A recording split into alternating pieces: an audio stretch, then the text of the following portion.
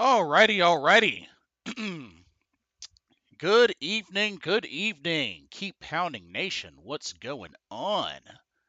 Welcome to another live Carolina Panthers talk. Blitzball Champ Gaming brings forth the action. I'm your host, Blitzball Champ Jason Ingram. It is Wednesday, November 27th of 2024, Thanksgiving Eve. And wanted to get on here for a little while and go over the Week 13 matchup for this Sunday, as the Carolina Panthers will stay at home and will take on the division rival Tampa Bay Buccaneers for the first time this season. So, first time this season these two teams will meet. Carolina coming off a really close, hard-fought game against the Chiefs. Came up just a little bit short, but I think they got a good opportunity to carry that aura, that momentum into this game, and hopefully this will turn into a win. But we're going to talk about the matchup. Hope everybody's week has been good so far. And I also want to say happy Thanksgiving to all the fans, all the viewers, everybody out there. Shout out to those that may be traveling. Pray that you get to your destination safely, that you enjoy time spent with your families and friends, and always continue to think about what you're thankful for.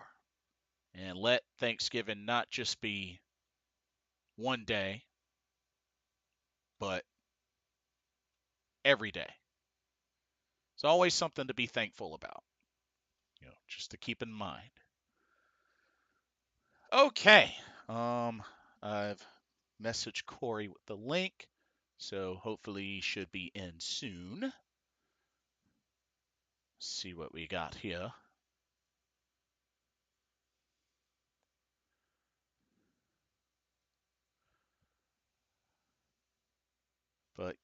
But yes, week 13.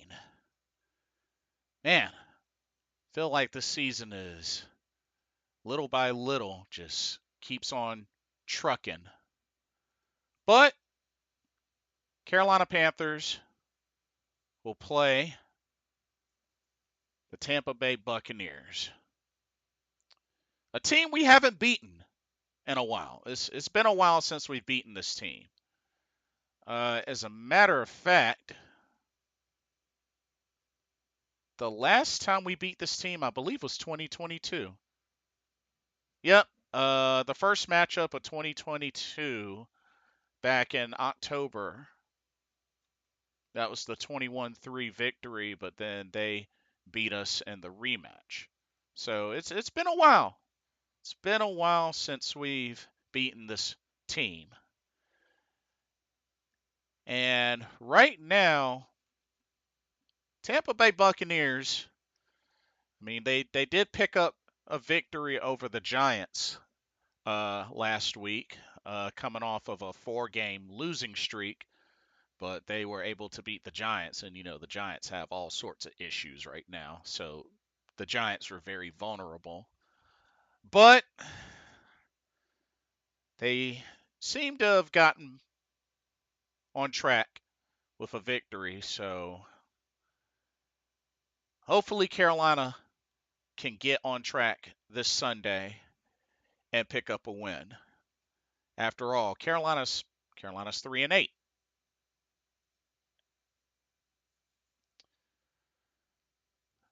Bryce Young has been playing better. Definitely had the best game of his career against the Chiefs, hands down. I think that's safe to say. And Bryce Young, dude, has been proving the haters wrong. It's been proving the haters wrong.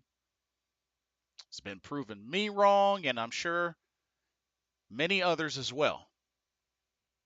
Bryce Young is playing like he deserves to be in the NFL. I'm just saying. I know that Chiefs game ended up in a loss. I mean, the loss still counts. I get that. But dude played one heck of a game against the defending two-time Super Bowl champs. Just saying. Just saying. But let's see what we got. Ah, there he is. What's going on? Good evening, good evening. How you doing? Pretty good, pretty good. Cool deal. So yeah, just getting started. The Tampa Bay Bucks versus the Carolina Panthers, Week 13. Ding ding, let's go. That game so starts right now. Aubrey, welcome to the stream. Good to see you. It's been a while. Hope you're doing well. Happy Thanksgiving to you. Corey, happy Thanksgiving to you as well. Yeah, happy Thanksgiving to everybody out there. Hope you are able to spend it with somebody that you care about, and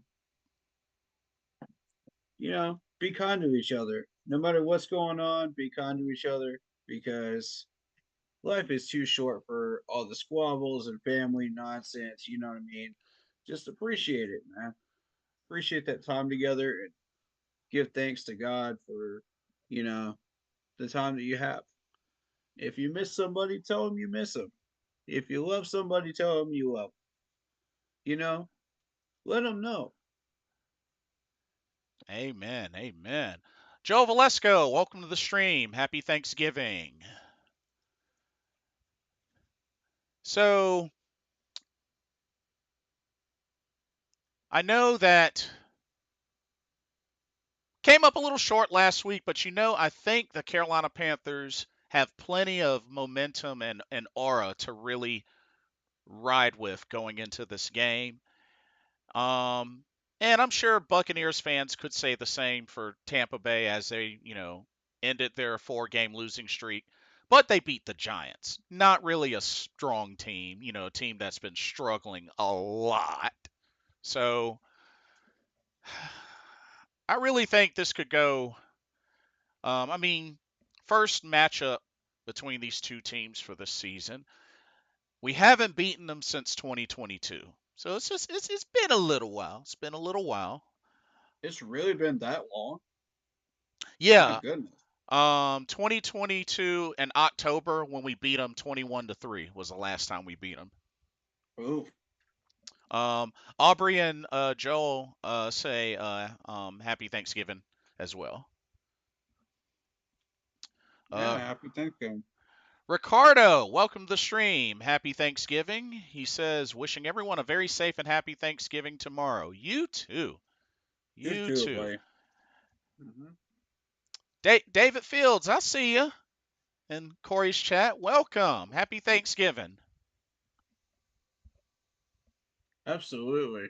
What's going on, David Fields? Welcome on in. So, I feel good about this game, bro. Me too. I feel good. As I said earlier, just before you got in, uh, Bryce Young has been playing his butt off. Yep. He's been proving the haters wrong. He's played what I think is safe to say his best game against the Chiefs. But hey, he's not done yet. Oh, definitely not. He's starting to really show you what he can actually do.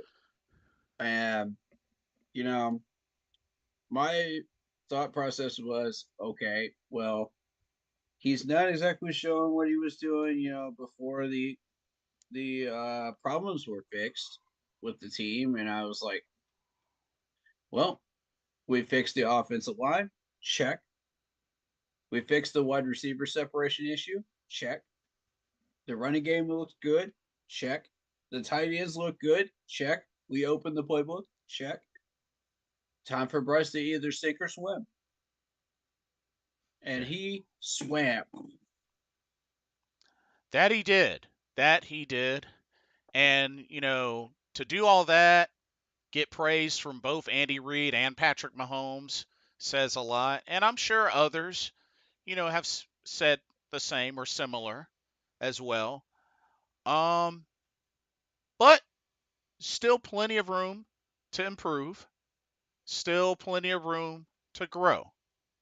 But it looks like Right. Bryce is on the right track so far. Mm-hmm. I'll Um, tell you this. It is so refreshing not to see everybody talking trash about this man for once right. and actually respecting his abilities. All year long last year, all year long this year. Yep, yep, yep, yep, yep. Bryce Young is too small. Bryce Young is this. Bryce Young is that. He made everybody turn a new leaf. I'm impressed, Bryce. I'm legit impressed. Da- David Fields says, I have not seen anybody talking crap about Bryce Young this week.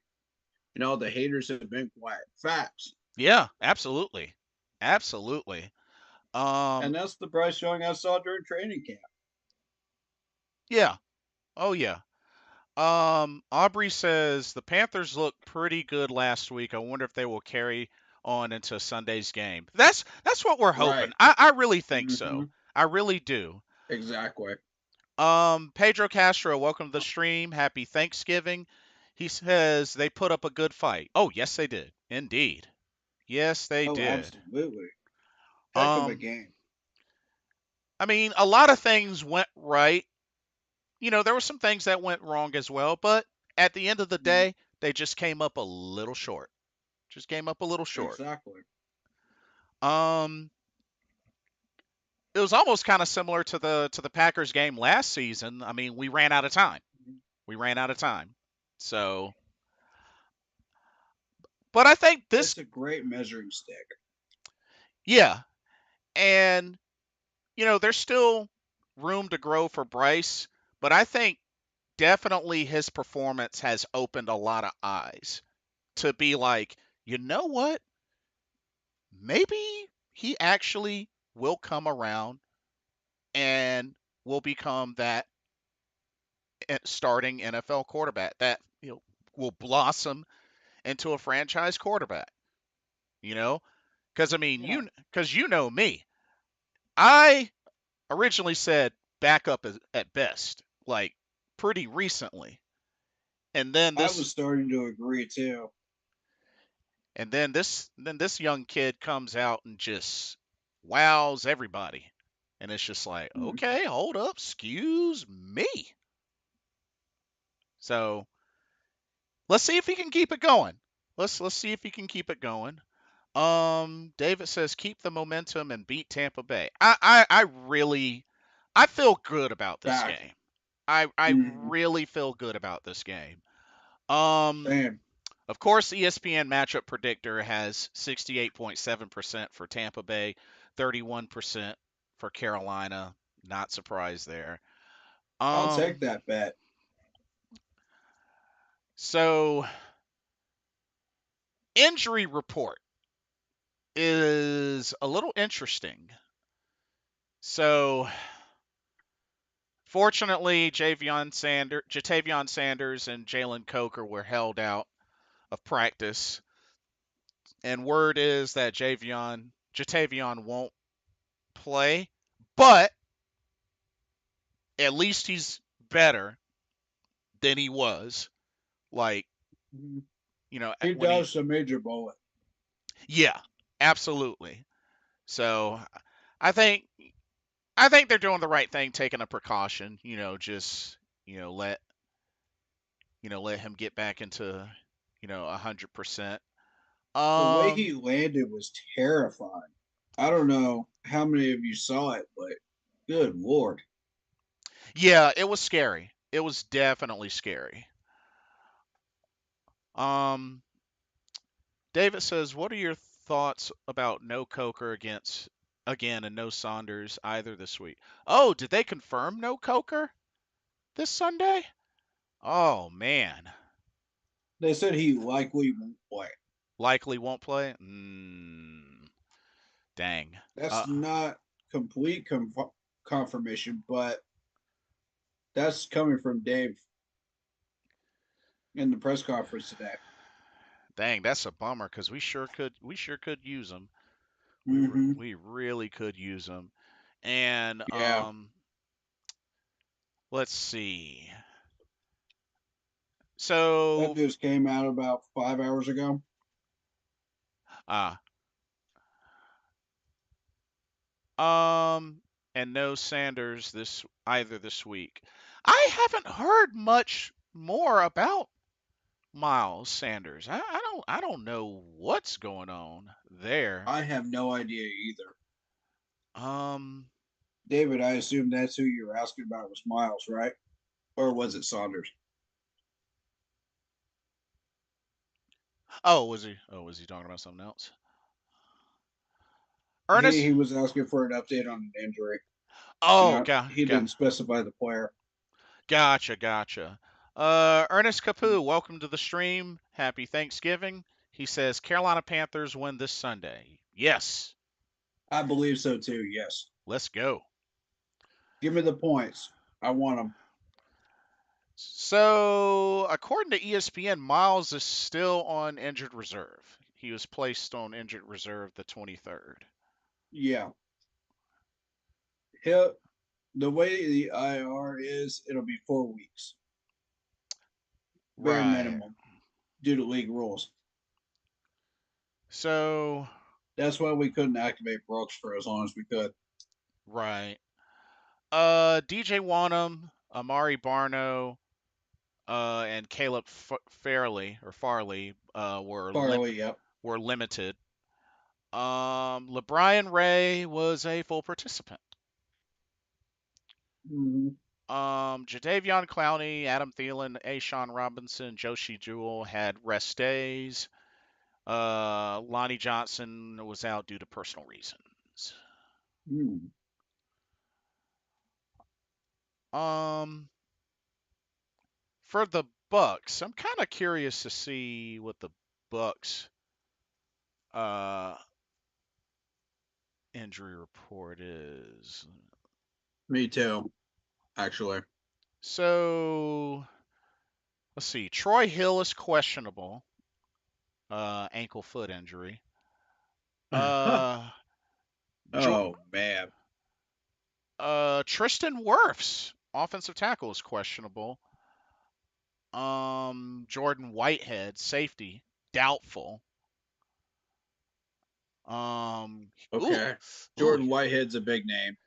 ooh, he had a ruptured pectoral. Ooh, goodness gracious, Yikes.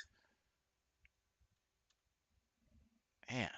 I hope it's not torn off the bone, because that's gotta oof, yikes. Okay, so Tyke Smith did not participate today. Joe Tyron, I'm not even going to try to pronounce that last name. Ty, The linebacker did not participate in okay, practice, they're and listed. Jordan Whitehead also did not participate today in practice. So, um, I don't think we'll be seeing Jordan Whitehead due to the pectoral. Yeah, that sounds pretty serious. Yeah, Tyke Smith is a knee injury. I remember they literally just drafted him either a year ago or 2 years ago. I see. Uh, Troy might still play. Yeah, he's a trooper. He's been injured and came out there and played for us a couple of times. Hmm. Um, okay, so David was talking about Miles Sanders. Yeah, Right, yeah, right, right. yeah. Still on IR. Uh, Yeah. oh shoot. Ernest Capu already has a score prediction. 38-21 Panthers. Dang. Ooh. 38 points? Well, I mean, shoot, we put it. Uh, it's not impossible. We did score on pretty much every drive last game.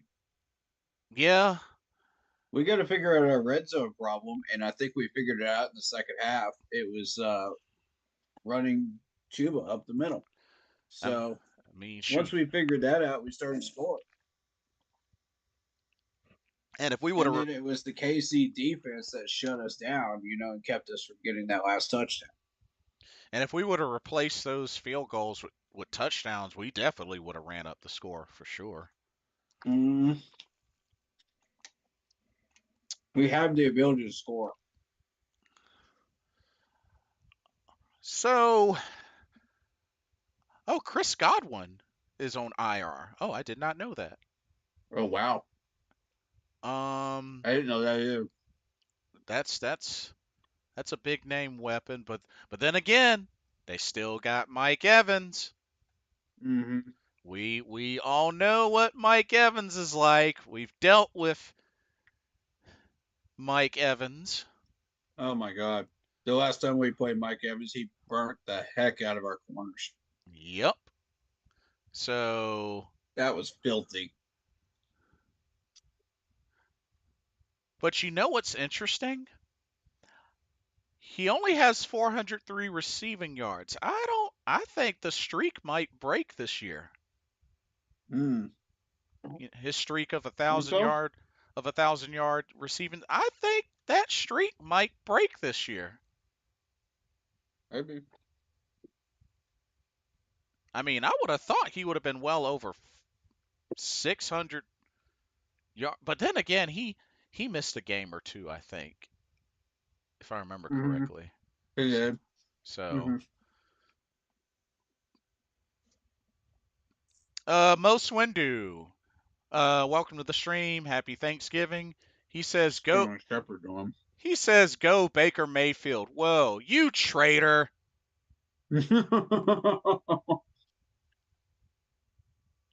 He's a really good friend of mine. Um, Ern. David Phil. Oh, you go ahead. David Phil says, like the prediction, we have to get 7, not 3 backs. Facts. Yeah. Don't pass to Chuba, hand it to him. Yeah, definitely. Yeah, like get that man 25 plus carries. Yep.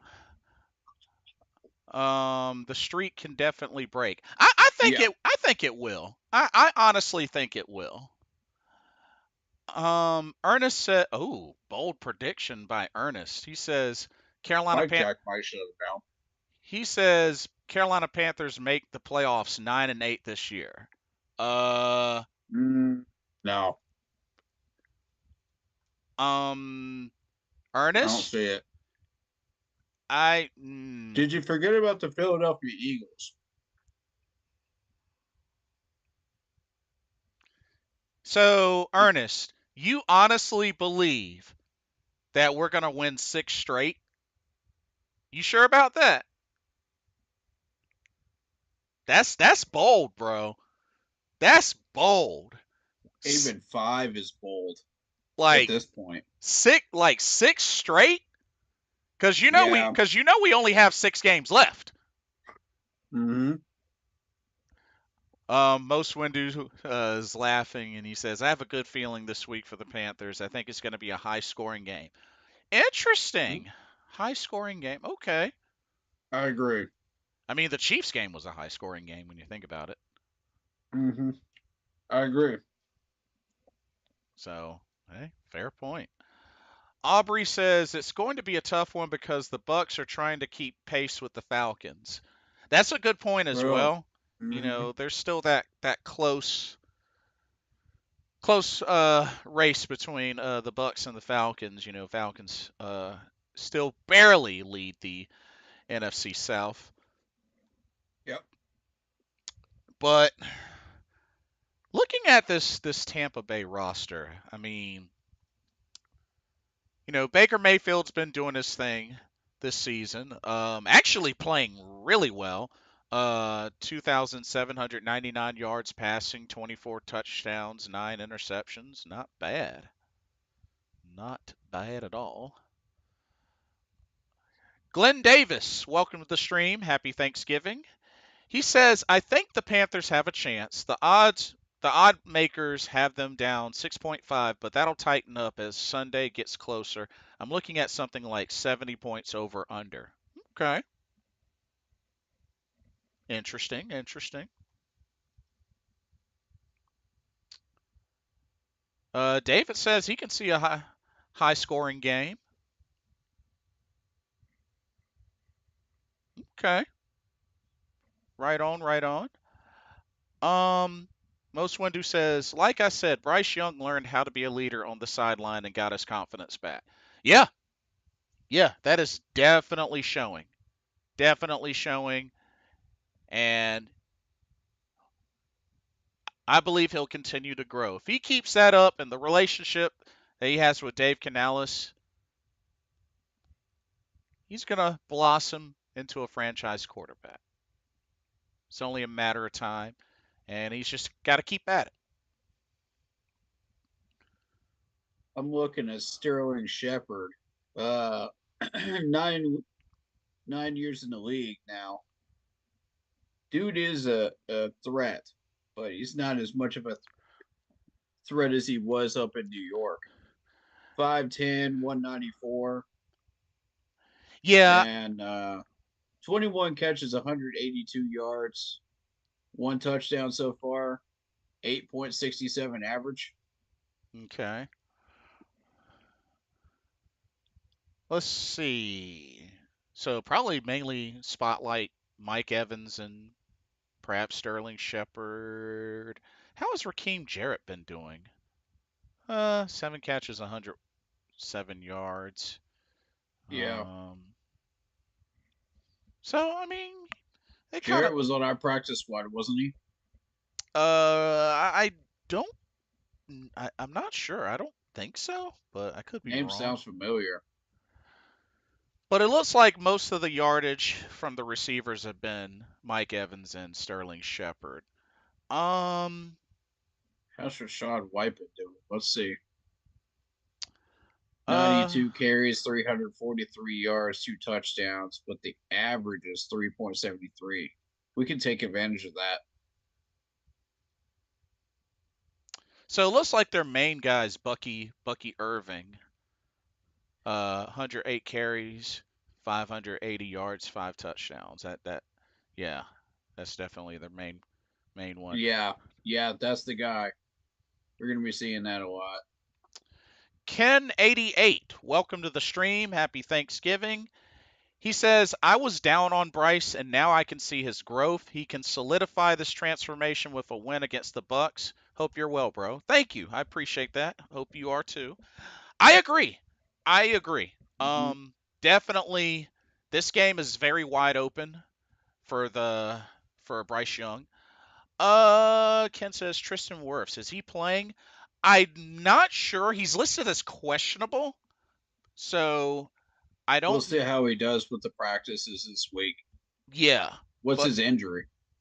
um, I don't believe it had it listed. Actually, it actually didn't Mm, have it listed. But yeah, he's questionable. Um,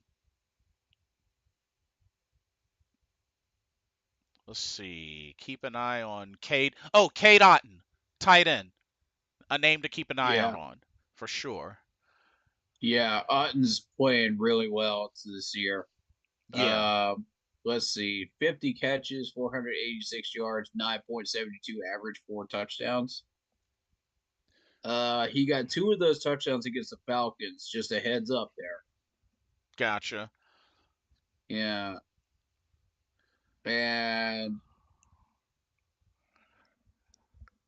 let's see. He had 100 yards against the Ravens. He had 77 against the Chiefs. Oof. And 52 against the Eagles. Oh boy. 81 against the Falcons. So this is a dude that we're gonna have to keep an eye on.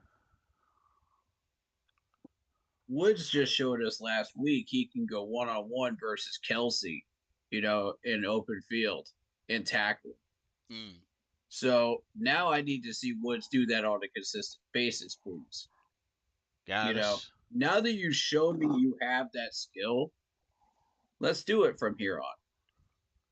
Got to. Like, don't get lazy, don't slack off, don't go back down the ladder. You know, keep doing what you're doing. Um, David's saying, hope Brooks opens up this week. It'd be good to see a little bit more of him. Did y'all We see, should see more of them. we signed wide receiver Sam Pickney to the practice squad? Yes, we sure did. Mm-hmm. Mm-hmm. And Nick Scott, safety Nick Scott, was supposed to be back at practice today. I think word Yeah, is, I I, th- heard. I think word is he might be coming off of IR, if I Hopefully. if I remember correctly. Mm-hmm. Um, Mr. Gemini, welcome to the stream. Happy Thanksgiving.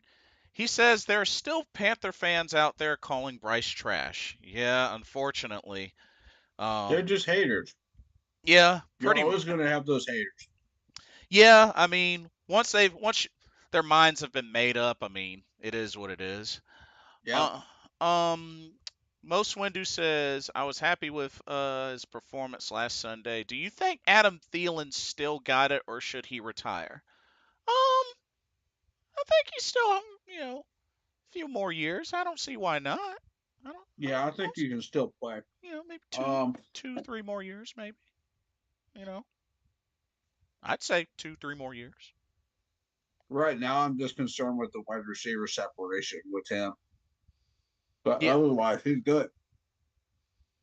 Most Windows saying they're not true fans if they're calling him trash. I mean, if that's how they I don't feel, that like the term true fan because, either you're a fan of the team or you're not. yeah. I mean, if they feel that way, they feel that way. I mean, that No. happens. I mean, you remember how much folks diss Cam and other players as well. So I mean, It's the same folks, man. You yeah. know? Um. Oh, David makes a good point. Mm, Leggett said this week that the throws were right on target and he needs to catch the balls. Shout out to right. shout out to Xavier Leggett on taking accountability. Yeah. Mm-hmm. That goes a I long saw way. that too. And you know what? Bryce responded back, "Hey, I believe in you. Let's do this." Excellent response. Yeah, like that says That's a a lot. leader. That says a lot. That's the response of a leader. That's your captain. Indeed, indeed. All right, so Brooks, we should see more of Brooks because we were kind of playing around with Kirkwood to fool the Chiefs last week. And now the evaluation really begins for Brooks. You don't have Miles Sanders in. We're done with all the cute stuff. Now it really begins. Right. What can he do? What can't he do? We're going to find out.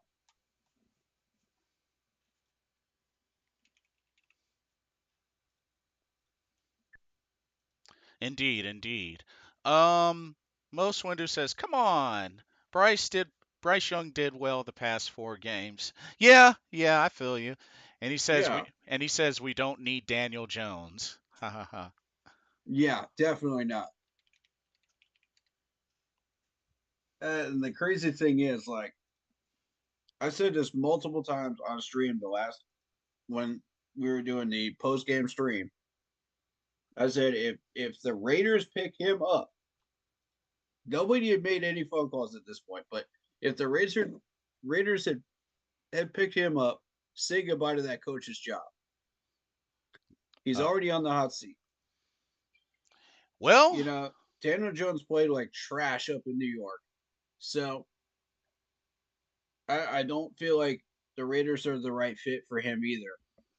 You know, and the first person that calls him up is the Raiders GM. Go figure. And I'm like, you gotta be kidding me. now, how do you feel about him getting swooped up by the Vikings? I don't understand why the Vikings would pick him up. They don't need him. They have Sam Darnold. Yeah, It just doesn't make sense to me. I honestly don't get it either. Who is their backup quarterback? Their backup quarterback they got Nick Mullins and Brett Ripien. Okay, fair enough. He is better than both of them. Yeah, we'll give Those him are that. practice squad guys. I guess I was just kind of surprised being that the Vikings. I mean, they're 9-2 right now, so I was just like, Fair. um.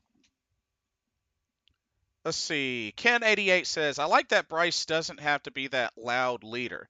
I don't think a lot of the Cam fans like that about that. Can't believe Daniel Jones is backing up Sam. LOL. Well, Uh, yeah, I've seen weirder. yeah. Tell me about it. Mr. Gemini says, uh, the haters were saying that we got in the red zone 4 times and only came away with 1 touchdown. That's why they're calling him trash. Here's another Now thing that hold up though. here's This a is KC's defense we're talking about. This is a Super Bowl winning KC defense.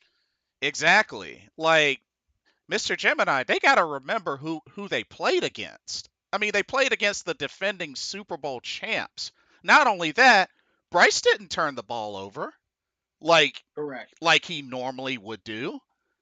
Like, I mean, folks can hate on him all they want, but if they can't honestly give even an ounce of credit that he played a good game, didn't turn the ball over, made smart decisions, something's wrong. Then folks are just hating.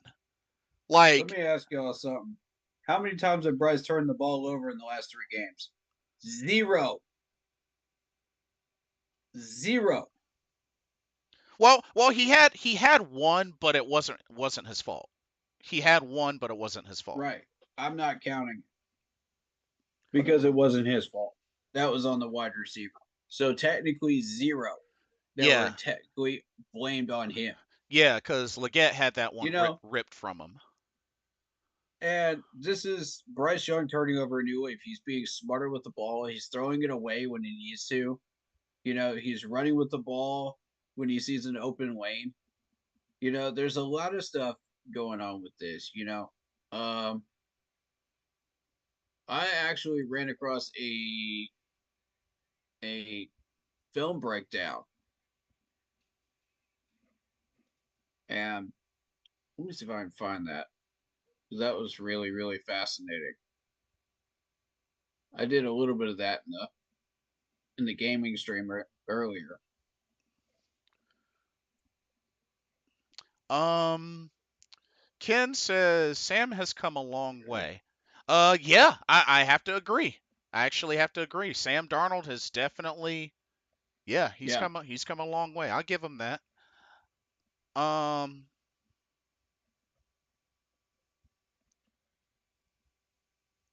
Most Windu says, oh wow, I didn't know that he went to the Vikings. Good, yeah. Mr. Gemini says they were saying that the Chiefs' passing defense isn't that good. The team as a whole is still a top 5 defense, though. Like, and once again, defending Yeah. defending 2-time Super Bowl champs, though. You can't just ignore that and act like that doesn't exist just Like, because the Chiefs are having one of their lowest years. like Besides, it's not like Carolina got destroyed by this team. They didn't get destroyed by this team. They lost by 3, which was the same Exactly. which was the same score that they lost by the last time we played them. Lost by 3. So like, yeah, Mr. Gemini, I don't know why folks are really getting on him hard like that. Like, it's the defending 2-time Super Bowl champs. Like, And let me say this too, because we cracked the code in the fourth quarter. We got more than 10 points. And that's what I said the winning formula was going to be. It was going to be dependent on the refs. It was going to be dependent on cracking that 10 points in the fourth quarter. And it was going to be dependent on us playing Carolina Panthers football all 4 quarters. We did all 3 things right, except for the refs kicked our butt there and speaking won that. speaking of which, when was the last time the Panthers played a game where they only punted twice? Exactly. It's been a long time. I'm just saying, like, haters gonna hate, and that's fine. But when was the last time the Carolina Panthers played a game where they only punted twice the entire game? Twice. I mean, a loss is a loss. I get it, but look at the progress we made in this game. Yeah, exactly. That Um, showed us exactly where we are and uh, what we need to do from here on. yeah, and most Windu said it best. We only lost by 3 points, which we only lost by 3 points the last time we played the Chiefs. So I'm just saying. Aubrey says the sleep monster is all over me, guys. I'm out. Alrighty, get you some rest. Happy Thanksgiving. Thanks for stopping Yep. by. Happy Thanksgiving, buddy. And yeah. Oh, you got some more David comments. Um, he only has 1 year with them. Oh, Daniel Jones. Um, Wow. says I didn't believe when I heard that the playoff contending teams were looking at him, but the Vikings surprised me. And he says, so apparently Cam Newton posted today that he still gets tags and stuff from fans saying he should have dived on that ball in the Super Bowl game. Fans need to let that go. Bro, bro, y'all know that's a banned topic in my chat. Like, why are folks tagging Cam Newton about that? That was in 2015. They need to let that go. The dude hasn't played in like a couple of years. That's a banned topic in my chat. Hmm. Y'all know better. Y'all know better. Stop it. Uh. Um. David says only real fans can see the progress we have made. Indeed. David, because it's you pointing out the fact that that was actually happening, I'm going to let it go. And because of the fact that, you've contributed a lot of positive things in this chat. Plus, it's Thanksgiving, coming up. In the spirit of the season, I'm letting that go. Um. Let's see. Mr. Gemini says we scored more points on them than every other team that the Chiefs played this year. Facts. Facts. Facts. Um. We Most sacked Patrick Mahomes 5 times. Nobody else has done that. 5 times. Nobody. So It's crazy. they gave him a good fight. Plain and simple as that. Mm-hmm. Most Windu says that says a lot about our team. We hung in playing against a Super Bowl championship team. Yes, they did. Um, Indeed. Mr. Gemini says, and they were also saying that if the defense didn't get critical stops, then we would have gotten blown out. I mean, Agreed. yeah, that's true. That's With definitely that true. much weaponry, agreed. Glenn says, I'm not a Panthers fan, but they're better than I thought. I would have put them at 3 wins for the season. Well, I mean, they're at 3 wins currently, but I think they'll definitely get a few more before the end of the season. I Mm-hmm. really, I really do. Yep. Now, this Tampa Bay defense, Now we got something to talk about here. Um, Led by Levante David. yeah, like That dude's a monster. they got a dangerous D. Levante David, KJ Britt, Vita Vi, Logan Yeah. Hall, William Golston, Jamil Dean, Troy Hill, who used to play with us, Mm-hmm. um, Antoine Winfield Jr. Winfield is a monster. So that's gonna be Keep that ball away from Winfield. another nice challenge for the Carolina Panthers offense for sure. Yeah, don't sleep on that Bucks D. Let me see what I can find.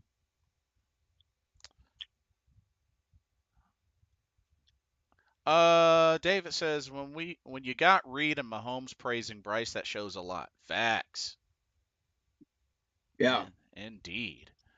And Mr. Gemini follows up on that. He says, "Did y'all hear what Patrick Mahomes said in the post game and that Andy Reid said we made the right choice?" Oh yeah. Yeah. That Oh was yeah. amazing. Hearing that from Andy Reid, man, like that gave me chills. I was like, wow. Yeah.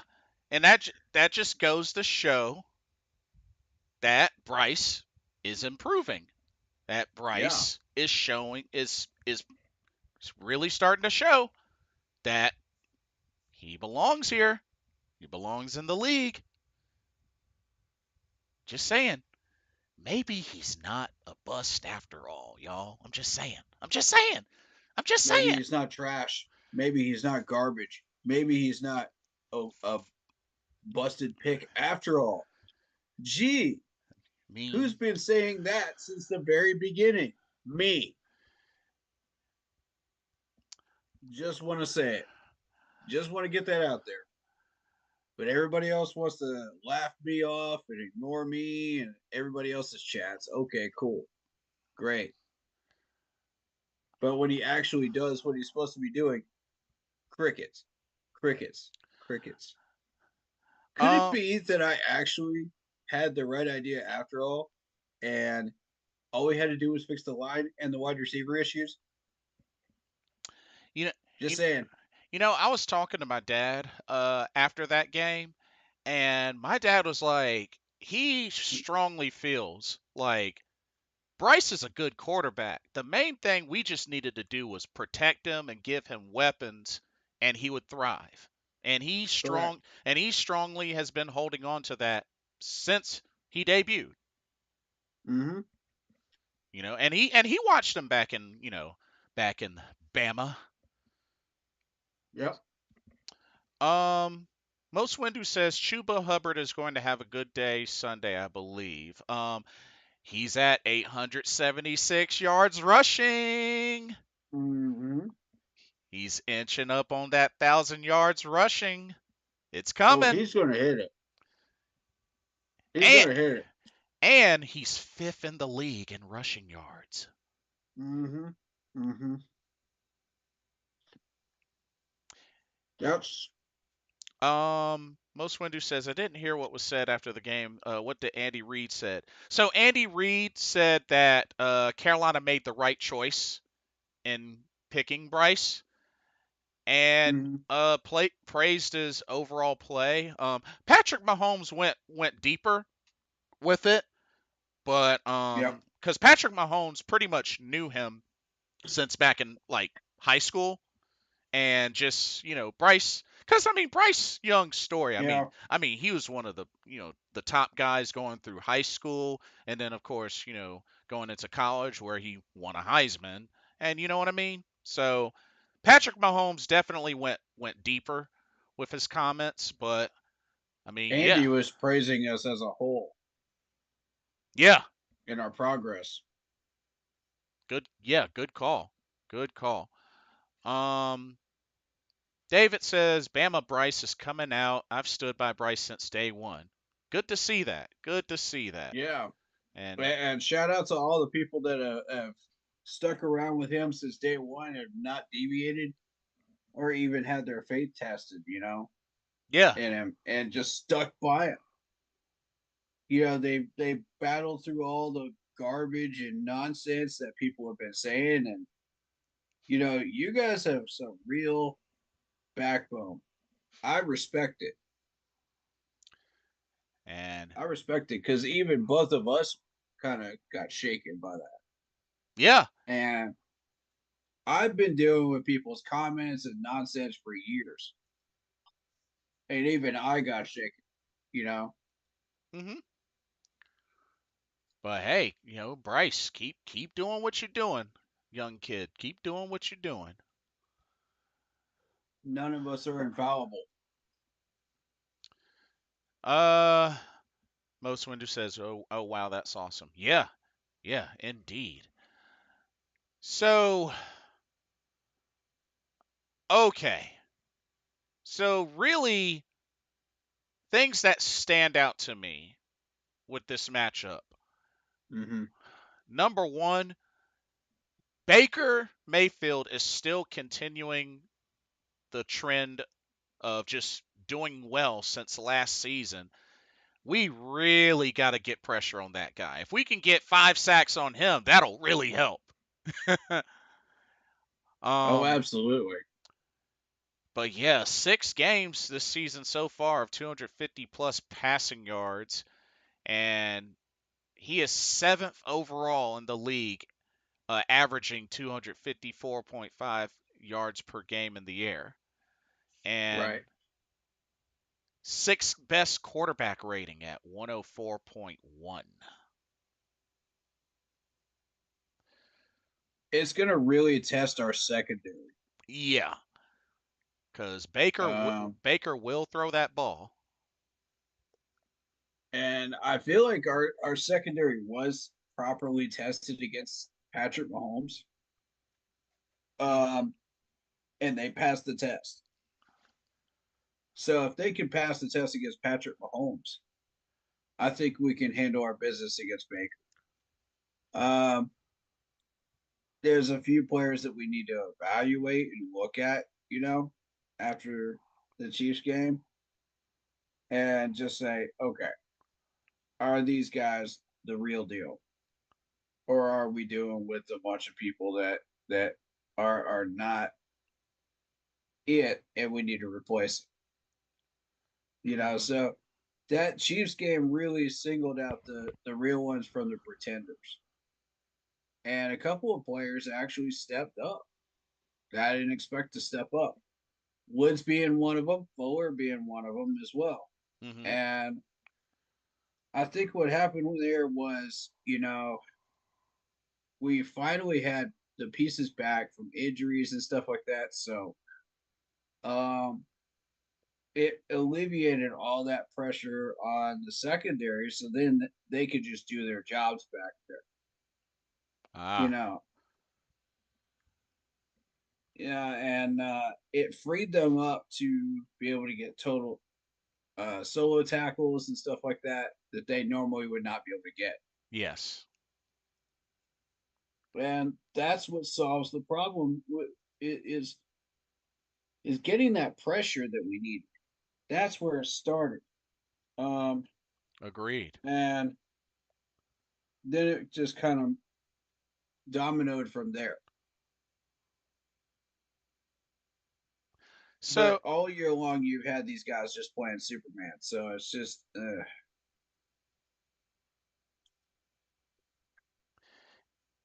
it'll it's definitely going to be quite a test, especially for our secondary. And not only that, we got to keep an extra eye not only in the backfield for Bucky Irvin, but he's also been getting used in the passing game as well. Dude's got good hands. yeah, Um, indeed. he had 6 catches in that Giants game for 64 yards. Um, You'll see him a lot on screen plays and little short dump off plays, check downs. right. Ooh, hold up. So apparently, the Tampa Bay defense is currently the 4th worst in the league overall having allowed an average of 376.2 yards per game, and the secondary is ranked 28th overall, allowing an average of 255.5 yards per game.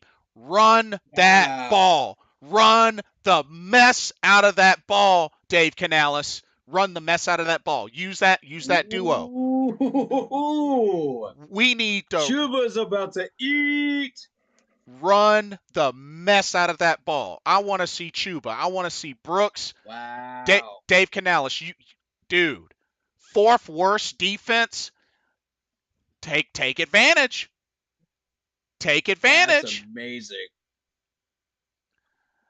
Now, Vita Vi is still somebody to worry about. He's the sack leader, 6 sacks Mm-hmm. with the Bucks. So, up the middle, that's still somebody to worry about. Mm-hmm. Um, but fourth worst defense? We bro, Hall's got 3.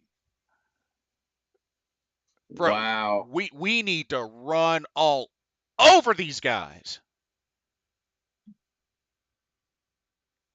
And then that's going to open up the pass. But we need to run all over these guys. Most Windu said it best. That's why I said Chuba's going to have a great day. Yeah, you may be onto something there, bro. But honestly, We need to watch out for Zion. Zion's got 33 solo tackles and 2 interceptions. Zion McCullum, gotcha. Yeah. Mm-hmm. But if you think about it, bro, being that we put up 27 on the Chiefs and, a chunk of that were field goals, dude, we could really, if that execution, just replace those field goals with touchdowns, we could run up the score on the Bucks. Wow. I'm I'm seeing 4 pass deflections against the Lions. That's crazy. Most Windu says Chuba Hubbard's gonna eat very well Sunday. 6-2, St. Houston State. Okay. But yeah, Good to that know. that is that's the edge, bro. That's the edge. Now don't get me wrong. Carolina defense still has to do their part because the Bucks have a good Yep. offense. Bucks still have a good offense, so who knows? It could be a high-scoring game, and I think David Fields mentioned that he predicted a high-scoring game. So hey, Yeah. it might come down to that. Now I would have said the same thing. Uh, we need to get some takeaways though. yeah, that's where we've been lacking. Where are we in the turnover ratio overall? Um, you know what? We need to start tracking that Let because let's find out. it hasn't been great up till the last couple of weeks. Let's find out. Ooh. So the Carolina Panthers turnover ratio is -5, Okay, which ranks them 23rd overall. 23rd. That's about where I thought we would be. We need to improve that. Okay. Yep. Yeah, we definitely need to improve that. We tried to get picks on Patrick Mahomes last week and it just didn't work out. Right. Um, so then we started switching to try to punch the ball out, and that didn't work either. So it's like, okay, take what you can get. Um, Most Windu says after seeing how we played Sunday, I have high hopes when we play the Eagles. It will definitely be a tough game, but I think we may do better than what we think. So the I'm thinking we last about 3.5 quarters against those guys. Not a full 4 quarters uh-huh. before the Eagles start taking over. Yeah, That stamina, we just don't have the stamina that everybody else does and within our roster. and to be honest, Saquon Barkley is going off. Yeah, Like, that's going to be a problem. like defending against Saquon Barkley, that's gonna be a nightmare. Dude, do y'all know what Saquon Barkley 223 carries, leads the league in carries, 1,392 yards, leads the league in yards, tied for fourth with 10 touchdowns. Yeah. And that's without even factoring in his wide receiver numbers. Yeah. Like, whoo wee. Man is a terror. And he would have never got those numbers where he was in New York. He Uh, needed a better team, and he found it in the Eagles. I'm Mr. happy for him. Mr. Gemini says, "What would y'all say if Bryce comes out Sunday and plays like he did the first two?" Bro, don't put that in the air. Don't put Oh that. my God. Don't do that. Don't Mr. Gemini, come on, don't man. put that in the air, dude. No. Dude, why would you put that in the air? Why would you do that? Like positive, positive. Bryce Like, is get that negative Bryce, karma out of here, Bryce, man. Bryce is doing good. Get out of here. Bryce is doing good things right now. Right. Let's lock in on that, Mr. Gemini. Let's lock in on that. Do you realize we could have almost won 3 straight home games in a row? Yeah, came close. Came close. Ken88 says, "Wow, we could exploit their defense." Facts. Yeah. Facts. Yeah. We got to. I mean, fourth There's a worst. lot of holes there. Definitely possible. Yeah. So we gotta definitely capitalize on that. But I think we got a good shot. I really think we got a good shot at winning this game. Mm-hmm. I really do. Um Ken88 says, "You think I should bet Chuba getting over 100 plus yards rushing?" I mean, I don't see why not. How much you putting on it? I mean, shoot. He's going to get 1,000 yards rushing sooner than we think. Uh Mr. Gemini. How much you putting on it? Oh, I'm Feels like. oh, I'm not betting. That's Oh Ken88. no, yeah. um Mr. Gemini says he is improving and he's not going back to that. He has a different energy now. That's right. That's right. Facts. That's right. There we go. Um, so trying to think, is there anybody else specific? I mean, really the know your foe section really summed it up. Just, we gotta really get pressure on Baker. Really, Jamel Dean, 6 years in the league, 32 solo tackles, one forced fumble. yeah, he's definitely a notable name. Ken88 says, I don't know yet. Oh, okay. Um, but I definitely, yeah, Jamil Dean's definitely a notable name for sure. I would maybe put money on that Chuba, man. That Chuba bet. Maybe. Because let me see Chuba's numbers so far because Ken 88 says I'll put enough that will get me paid. There you go. I feel you. I feel you. Let me see what Chuba's numbers look like so far because per game. David's calling it now. Panthers beat Tampa Bay. I'm with it. I'm with it too. Let's see.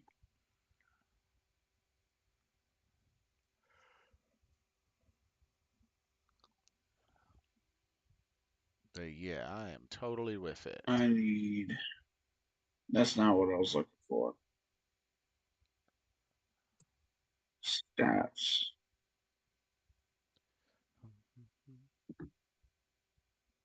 Again, that's not what I'm looking for. Hold on.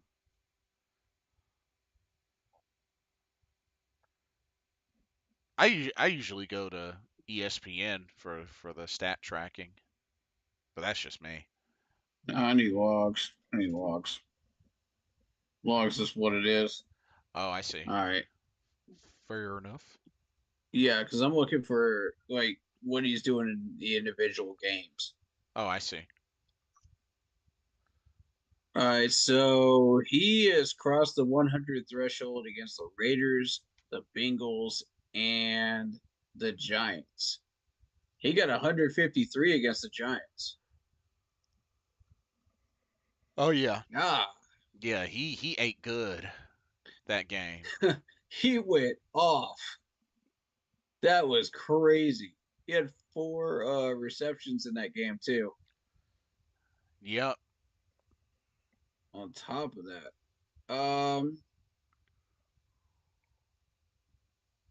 I tell you what, I'm gonna say no. Don't bet on it.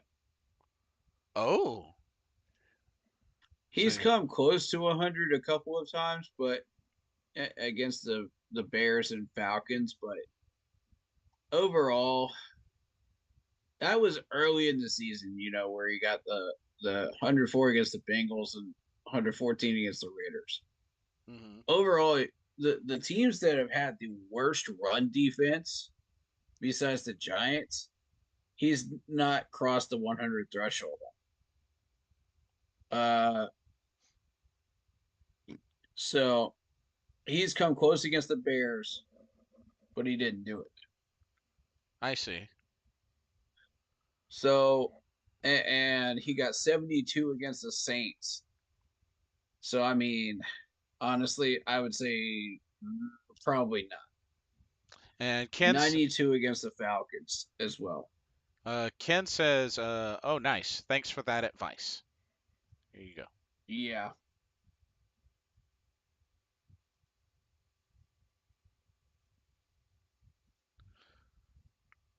You can do what you want. It's your money, but it's just my suggestion. Yeah. It's a personal advisory. I get it. I get it. So, and we'll keep going, but I kind of want to get that score prediction out of the way. I will Yeah, s- yeah. I will say, you know what? 30-17 Carolina. Hmm.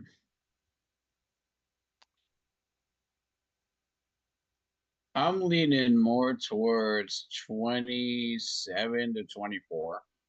A little closer. Okay. Mm-hmm. Knowing our defense will give them 7 points in garbage time because it is Baker Mayfield, but we'll have control of the game, early on.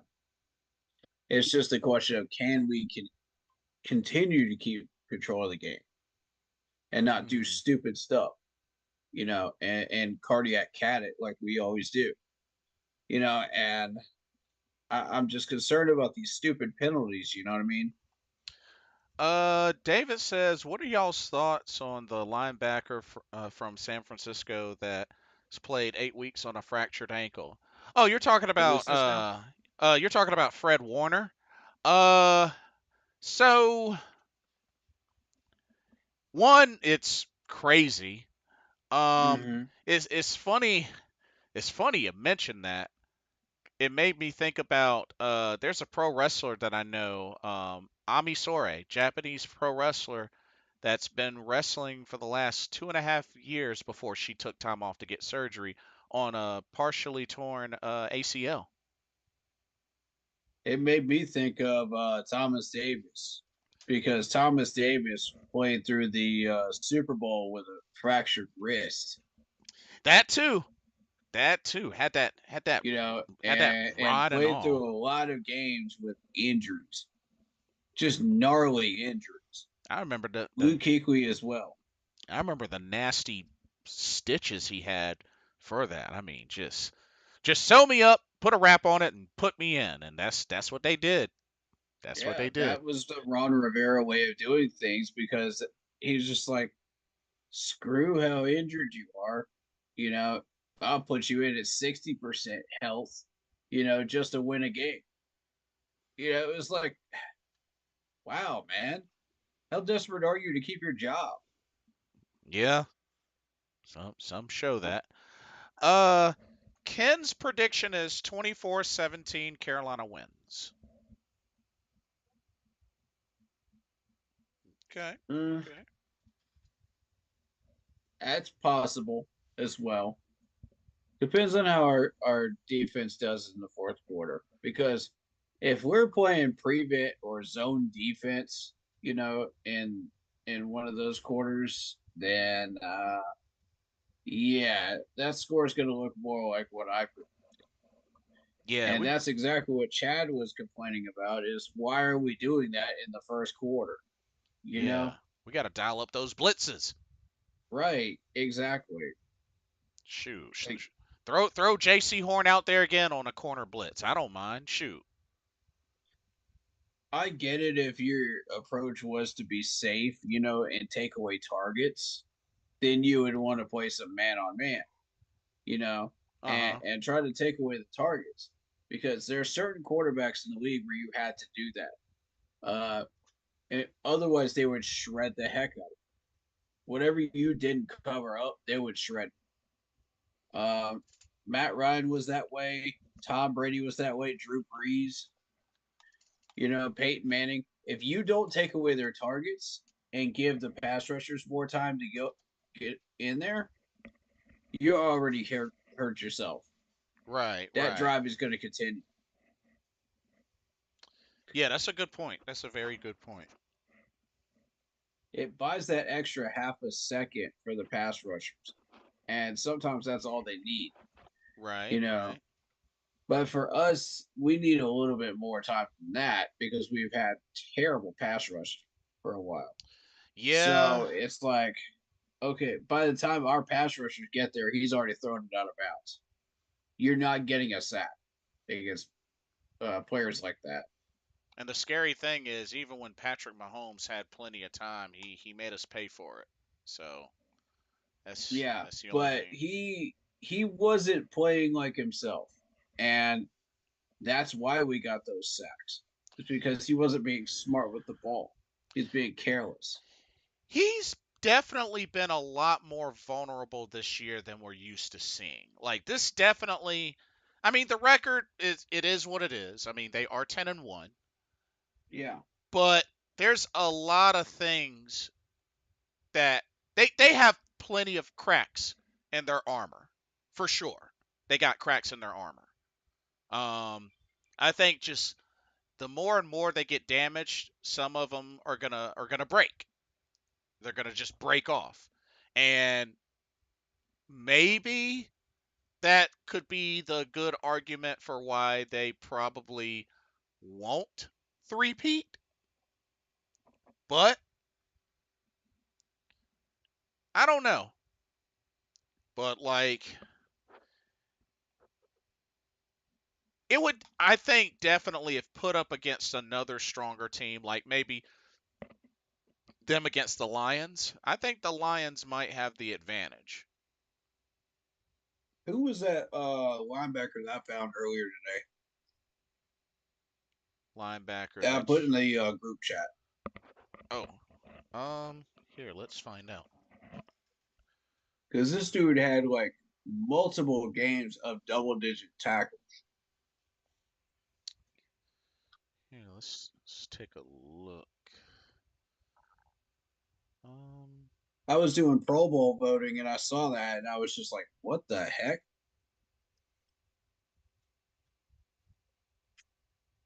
let's see. Was it EJ Speed? Mm-hmm. Yep, that's the dude. Mm. EJ Speed. Here, let's take a look. EJ Speed. Interesting name. Oh, the Indianapolis Colts. Mm-hmm. Let's Mm-hmm. see. Whoa! 72 solo tackles. Exactly. Dang. One He interception. has, for the entire regular season, 108 tackles, Dang. 35, 36 of them solo. Assistant. Had 102 last season as well. Oh, this dude's a tackling machine. Okay. Shoot. Yeah. Been a Colt his whole career. Dang. 320 career tackles, 99 of them assists, 2 sacks, 1 pick for Dang. 12 yards. Yeah. Tackling machine. For sure. You're talking multiple games, double digit tackles. He had 13 against the Steelers. 13. The man's over here putting up Luke Kuechly numbers. I guess he might just be on the wrong team then. And he's on contract year. Oh, he's on a contract year? Oh, okay. Mm-hmm. Interesting. It's yeah, he's set to become a free agent. He's making $8 million total for 2 years. I think there's a good chance he'll be a hot topic. Oh, I want him. Oh, you want us to go after him? Okay. Mm-hmm. Go get him. That's worth putting the money into a player like that Yeah, because that's a good point. that's going to pay off. Shoot, you can do some damage with that. Indeed. Can definitely do some damage with that. He got my attention because he's on the Pro Bowl ballot. And I saw all the rest of these numbers, sack counts and whatnot. And I was like, okay. Yeah, typical numbers. Ah, I look towards the bottom and I see 70 something tackles. And I'm like, hold up. How the heck? hey, So I started digging into it. Yeah, you're talking 11 tackles against the Lions, 12 tackles against the Vikings, 10 against the Texans, 13 against the Steelers, 12 against the Bears, 12 against the Packers, and 10 against the Texans. Those were the double digit games. Bro, you're talking half the season he's got double digit tackles in yep. every game. What? What Six am I looking at right here? 6'4", 227 pounds. Ooh, this is a big dude. Big dude. Yeah. Where did he come from? Played college at Tarleton State. What the heck? What the heck? Tarleton State. I've Where even is that? I've never even heard of that. You know what? I'm He's kind of from Fort curious. Worth, Texas. Oh, he's from Texas. Okay. Yeah, 6'4", 233. But Google has him at. EJ Speed.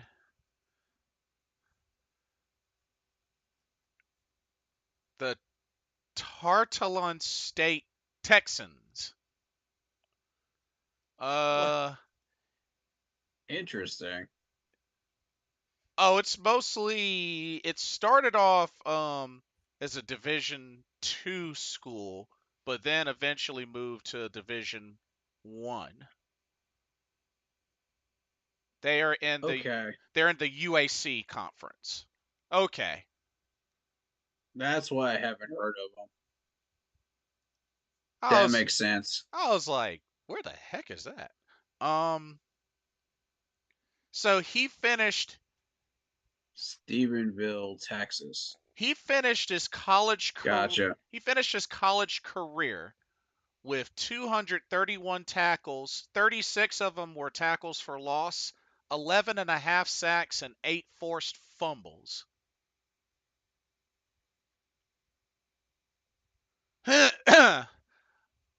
Dang. Yeah. This the lowest GPA this point Tarleton State will accept is 3.26. Oh, dang, interesting. Yeah, Mr. Gemini says Tar who? Yeah, yeah. I've never heard of the school either. exactly. I never heard of the school either.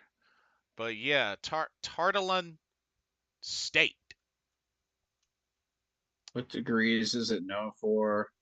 Business management, marketing, related sports support services, agricultural, animal plant, veterinary, related fields, professions, related programs, parks, recreation, leisure, fitness, kinesiology, psychology, homeland Mhm. security. And he was a fifth round draft pick in 2019. Fascinating. But dang, like pretty solid college numbers, that's for sure. I mean, shoot. I mean, he's got to say That is insanity. got to say something to get drafted into the NFL. I mean, from Tarleton State. I'm just saying, like, Oh my God. This dude's already eclipsed last year's numbers. yep.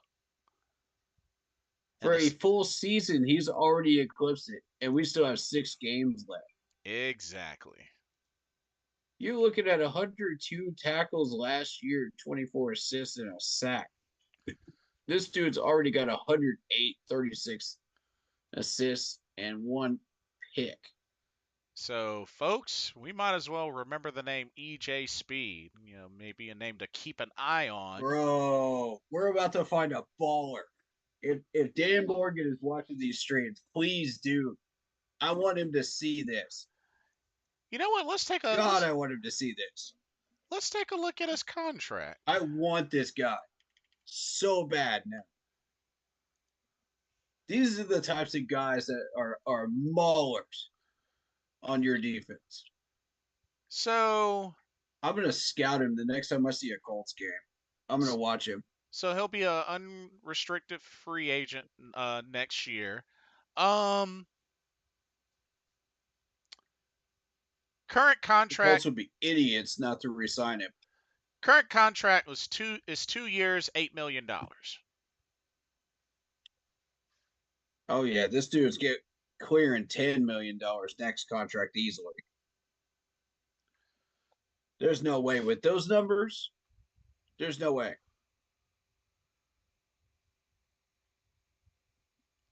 Because he's shown he can do this consistently now. His average salary was 4 mil. Honestly, We can handle that. I mean, why not? Really? Bring it on. Bring it on. I want that. What system does he play? That's what I want to know. If anybody knows the Colts defensive system, what do they play? They play 3-4? I think so. A few things to note of. He has had some fines over the years, like a fine Okay. against.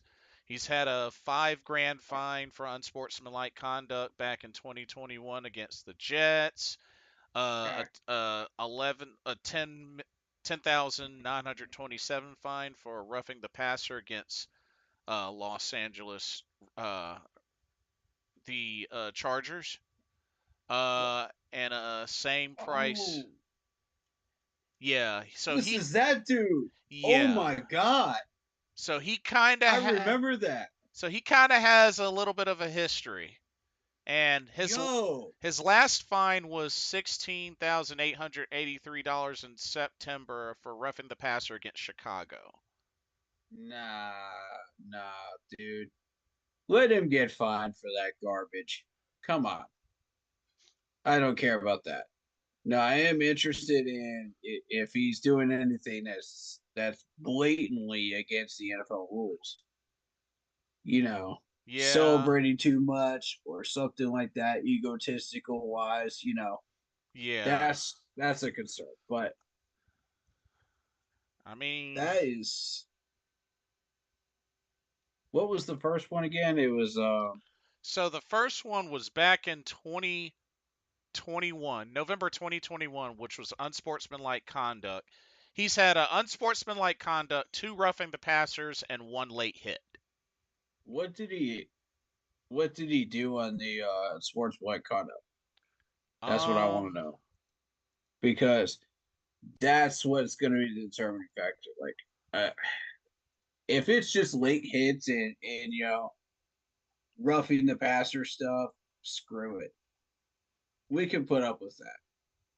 For the numbers he's putting up with on the stat board right there, yeah, I can put up with that. so it doesn't show like details. It just has a list under transactions on Spot Track. But I mean, it was 2021. Exactly. So And I I mean, it couldn't have been that bad. Otherwise, he would have got hit with worse than that. now if he's out here being like dang on what's his face that played for now if he's out here being like Vontez Burfict 2.0, then we got a problem. Right, right, right. But I don't think he is. Some late hits, some roughing the passer, I could put up with that. it sounds For like this he's type of number, just an aggressive tackler. yeah. And I mean, And I there's nothing wrong mean, with that. There's nothing wrong with that. yeah, exactly. Troy Polamalu was like that, and he got there's three NFL rules because of how aggressive of a tackler he is that were Yeah. created just because of that. I mean, So we had Mike Mentor for crying out loud. yeah, Mike Minster was an animal too on that. So I mean, I'm willing to put up with that for that type of production. 100% I am. Yeah. As long as he doesn't get kicked out of games, heck yeah.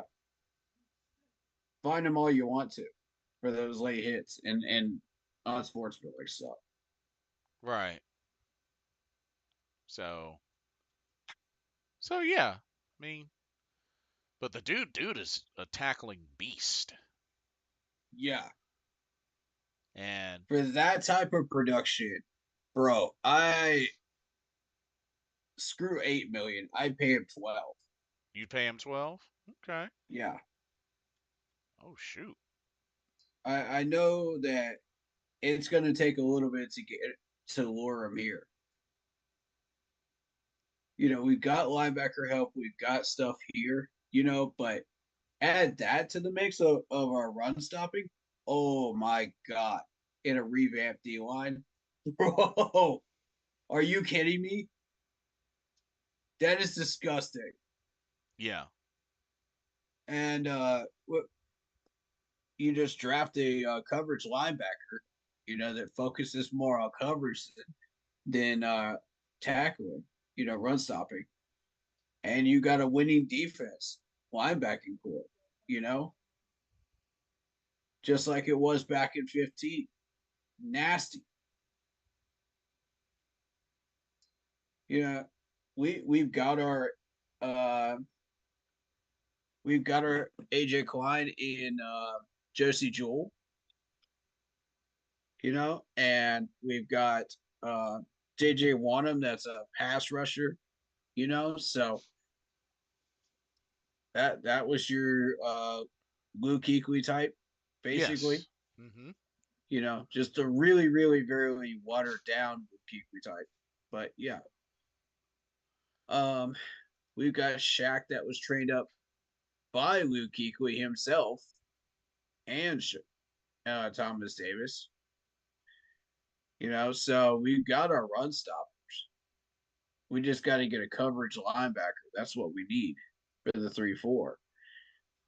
That can stretch the field a little bit. Add in this guy right here, EJ. Oh my God. Watch the fireworks because nobody's getting past that brick wall. That's a Fort Knox. Um. Oh, interesting question from Joe Valesco. He says, "Will you bring back Ajaro Evero next season?" Honestly, at this point, there's a lot of controversy about his play calling, but as far as his methods, yeah, his methods seem to be fine. Um, you got to remember that this was a top 10 defense last year with less talent than we have now. Using a 3-4. Everybody wants us to go back to the 4-3, which I mean, I'm not against it, but Mm-hmm. at the same time, like, I'm not 100% on board either because we're seeing results out of the 3-4 too. So an argument can be made for either one. Um, that's if you don't keep Everett. to be If you honest, to be honest, I'm okay if we keep him, but I'm also okay if we decide to go a different direction. I I can't say that I feel like, oh my god, we have to keep him. I can't say that right, I can't say that I feel that way. So I'm not gonna then be there's I'm not gonna be upset if we bring him back. No, no, no, I won't be upset. Um, right. Then there's the danger of having to find somebody too. And right. knowing our luck, we might hire the wrong guy again. That doesn't mesh well with us. And we always have that one coach in our coaching staff that just doesn't work, Hmm. you know, and it offsets the balance every single time, ever since 15. And we haven't been able to fix that. I'm still not sold on Brad Izzy. So y'all are going to have to sell me on Brad Izzy because I don't know who's actually calling these offensive plays, when it's not working well. I'm not talking about the times when it's working well. I'm talking about the times when it's not. And I don't think it's Bryce. I don't think it's $80. I'm leaning more towards Brad. There's a reason why this man has not touched a microphone since April. Hmm. You know, it, people are afraid he's going to spill the beans in our management. And Dave Canales is just like, no, no, no, no, no. I got to get out the broom and dustpan and clean up for you. Mop up after your nonsense that you just let out with your word salads. So what are we doing now? You know, like there's a reason he's not behind a mic. You have not seen a single press conference from this man all year, have you? Not since before the start of the season. I don't think. Nope, nope, not a single one. Because they know that's exactly what they're doing. Yeah. So I'm not sold on this dude. I got to be honest.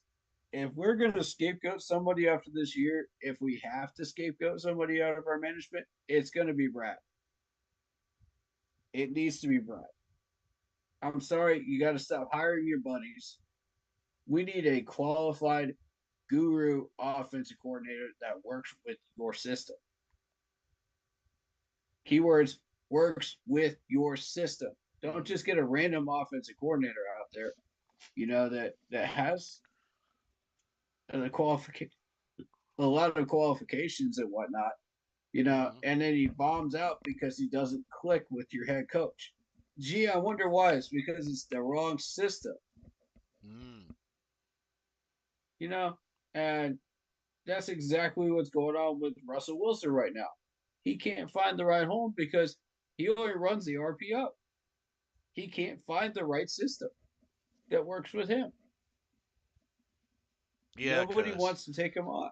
cause it definitely did not work well for him in Denver. Oh my Yeah, God. that's not the right system. I said it right out of the gate, didn't I? You did. Yeah, because that's all he runs.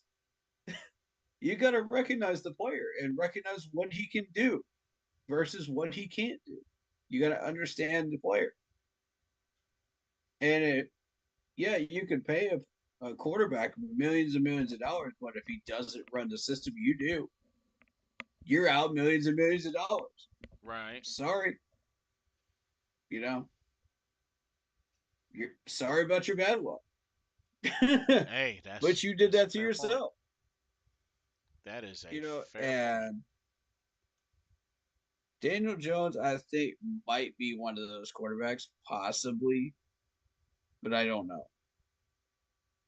We know that Sam Darnold was. We know that Baker Mayfield was. You Yes. know, and I think a lot of those quarterbacks from that uh, draft class, those two draft classes were. So, Yeah. and I think we're starting to fit Bryce Young into our system, Yeah. and it works. It's a happy marriage because that's the type of system he runs. But now you had to fix the line, you had to fix the weaponry. Okay, we did that. Now it's working. Yep. And look at the confidence this man has because he's not afraid that his line is going to break down every 5 seconds and get him killed. Definitely showing a lot of progress. Look at Sam Darnold. Sam Darnold, before he came, you know, to Minnesota, he dealt with two horrible offensive lines. And I mean horrible. The one up in New York is debatably the worst. But this man was seeing ghosts.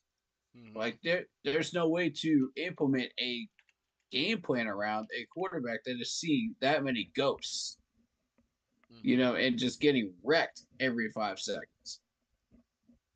And we never could get Teddy Bridgewater established. Teddy Bridgewater was good before he came here. You Mm-hmm. know, if we took our time, fixed the line, fixed the issues with the wide receivers, who knows what Teddy could have been doing? Mm-hmm. Game manager could be the least of what he could do. Because you got to give him the time to do it. You got to let him flourish. Right. You got to set him up for success. And that's what we haven't been doing up Oh, until this year. interesting comment from Joe Valesco. He says if we do let go of Ajaro Avero, I would try to bring in Robert Salah for defensive coordinator. I would not be against that. Just yeah. Remind me where he's from. He was the head coach of the Jets, but got fired. Um, had Oh, has a Super Bowl with the Seahawks when he was the defensive quality control coach, but he's produced some solid defenses as defensive coordinator. So yeah. I would consider him for that, but I would not consider him for a head coach ever. Agreed. Agreed. But then you got to consider he went into a horrendous New York Jets organization that's been terrible for a number of years. And, you Yeah, know, yeah, he does have a head coaching opportunity there, right, but right. Good you're point. you're taking the worst job in the NFL at head Right. coach, and you're expecting to see results by 2 years. Like that's unless your GM suddenly gets fired or you Mhm. decide, oh, we're gonna change up this whole entire roster and revamp it, Mhm. then you're pretty much up the creek. You're setting yourself up to fail if you're the head coach up there. Yeah. And lo and behold, they fired the GM and the head coach. Yeah. Like in all honesty, like the Jets just a friend of mine that used to be my manager. He's a Jets fan and just whew, Mm. Like the struggles. Yeah, I feel them. I mean, I know we've had our struggles, but man, the Jets, goodness gracious. And respect to all the fans out there that are coming out there and showing their colors. You know what I mean? During the years, And it and I think most of them are doing that because of the fact that they have Aaron Rodgers. But that's not going to save you. and don't get me wrong, they got a lot of good young talent. I mean, um, Wilson, Sauce Gardner, Brees Hall. I mean, they got some good Yeah, young up and coming talent. So I mean, it's starting to do a little something, something, but it's too little, too late for the head coach. yeah.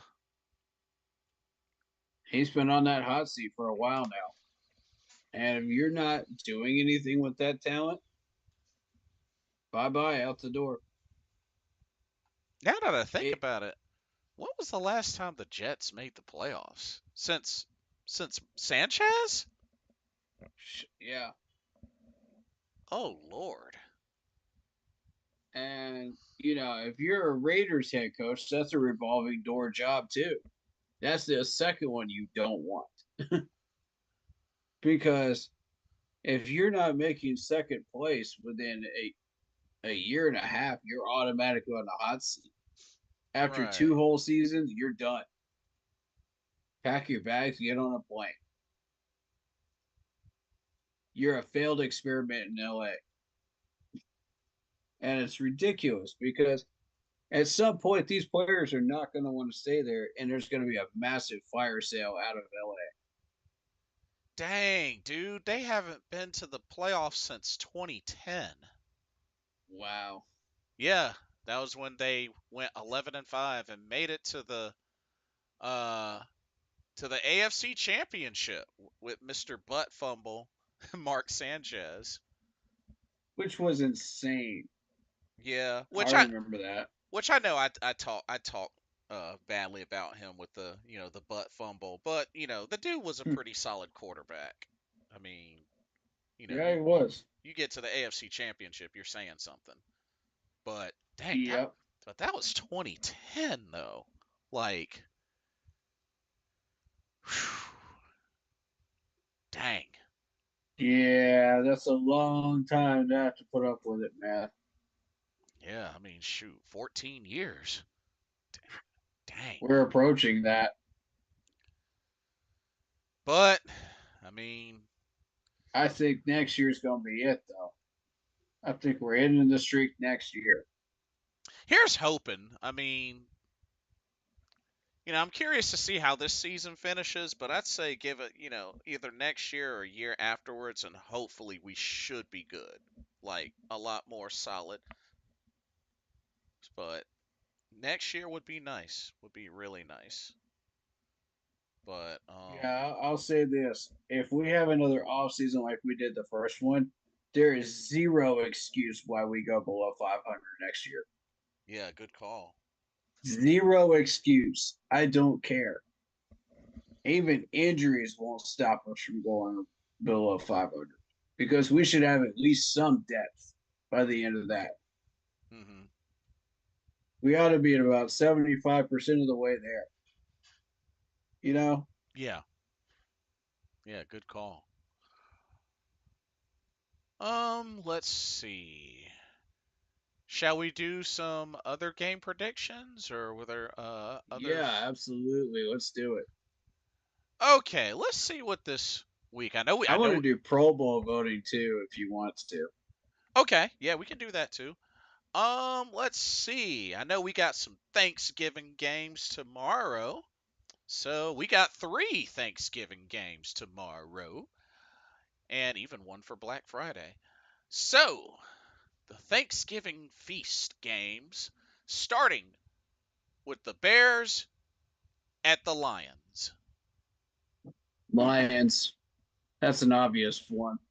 Yeah, I mean, Lions are always that Thanksgiving team that's traditionally played on Thanksgiving. yep. For what reason, I still don't know. But, you know, it's just that team that you're always used to seeing while you're eating Thanksgiving turkey. Yeah, good point. And you know, Lions Lions are solid. I mean, 10-1.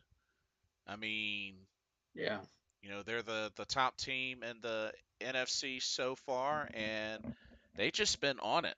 They've been really on it and haven't really shown any signs of slowing down.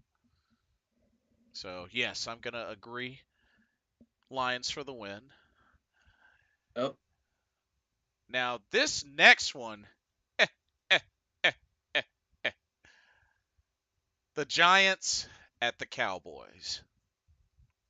this is an interesting one because you got Dallas who just finally won a game, and you got the Giants who are kind of, yeah, you know. Honestly, this is an easy pick for me, Cowboys. Yeah, I gotta go Cowboys as well.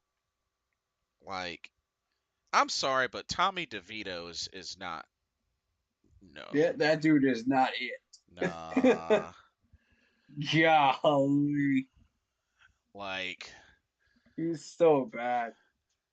honestly, that team. Ugh.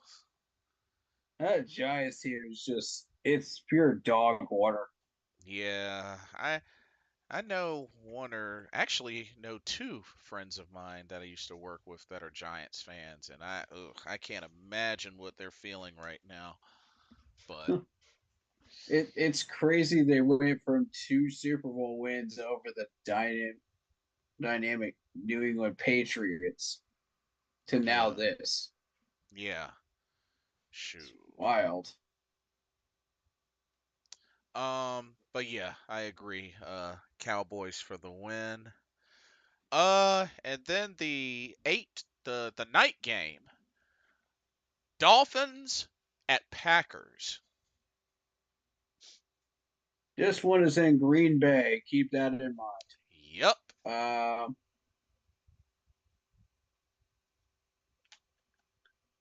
Let me see what I can find on the Dolphins.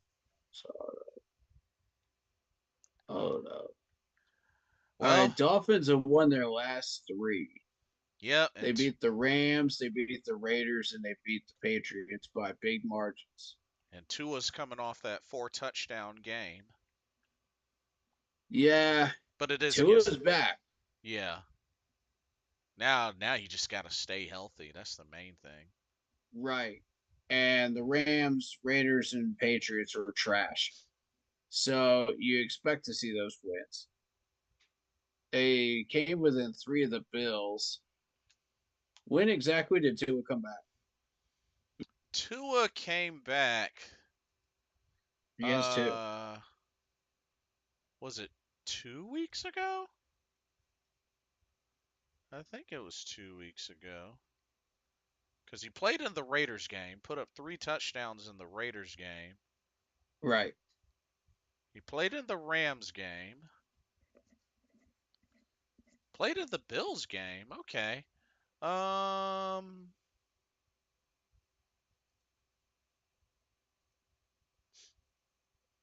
Okay, it was the Bills game when he came back. It was the Bills game. Okay. That makes sense when you look at the scores because it was 30-27 against the Bills at Actually, Buffalo. correction. It was the Cardinals game. He did play the Cardinals game. I'm sorry. Okay, I'm sorry. so he might have been shaking off the rust because that was a 1 point loss to the Cardinals. Right. Um, Now in contrast, Green Bay, um, Green Bay looking good, 8-3. record wise, yes, but when you start digging into their record and start exploring it, Which that's a fair point because their three losses have been to the Eagles, Vikings, and Lions. I mean, all contenders. exactly. You So got a soft schedule in the Colts, Titans, Rams, Cardinals, Texans, Jaguars, Bears, and 49ers. None of those teams are contenders. Texans are arguable, but they're borderline. They're borderline. Yeah, yeah. The NFC West is just full of teams now that just they don't want that division. They're just like, what are we Yeah, doing? and I mean Nobody. we gotta keep an eye on the Cardinals as well. But no, that's a fair argument. That's definitely a fair argument. Yeah, so you got a Green Bay team that is now facing. Would you call the Dolphins a contender now that they have Tua?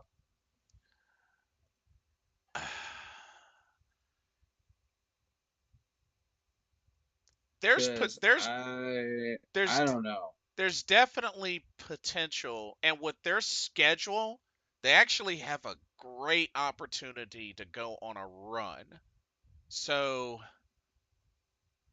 if I mean they're on a 3-game win streak, and they have a pretty they got a pretty favorable schedule. I mean, Packers, Jets, Texans, Niners, Browns, Jets. I mean,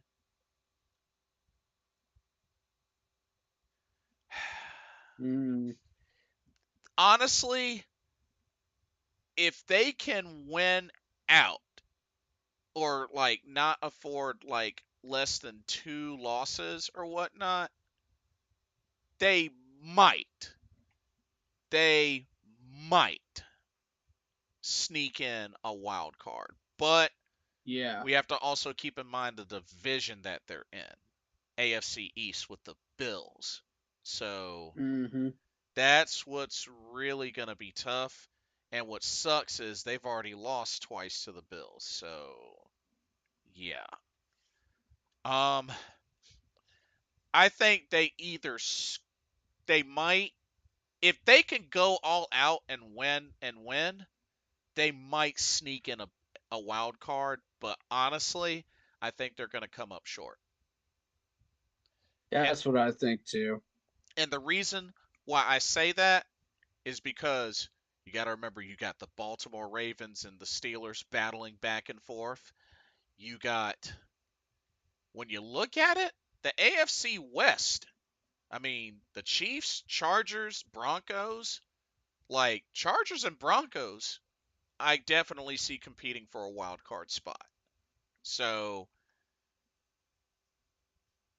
Yeah, the Broncos are on fire. yeah. So, it's going to be some close competition for that wild card spot, because if you were to start right now,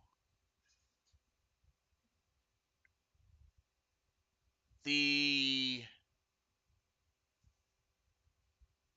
the wild cards would be the Ravens and the Chargers.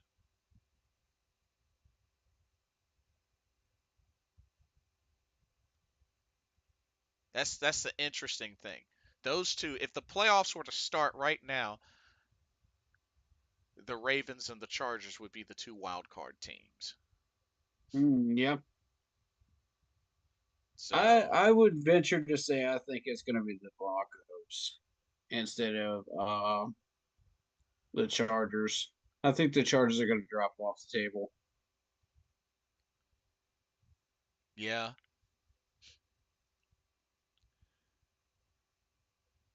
Yeah.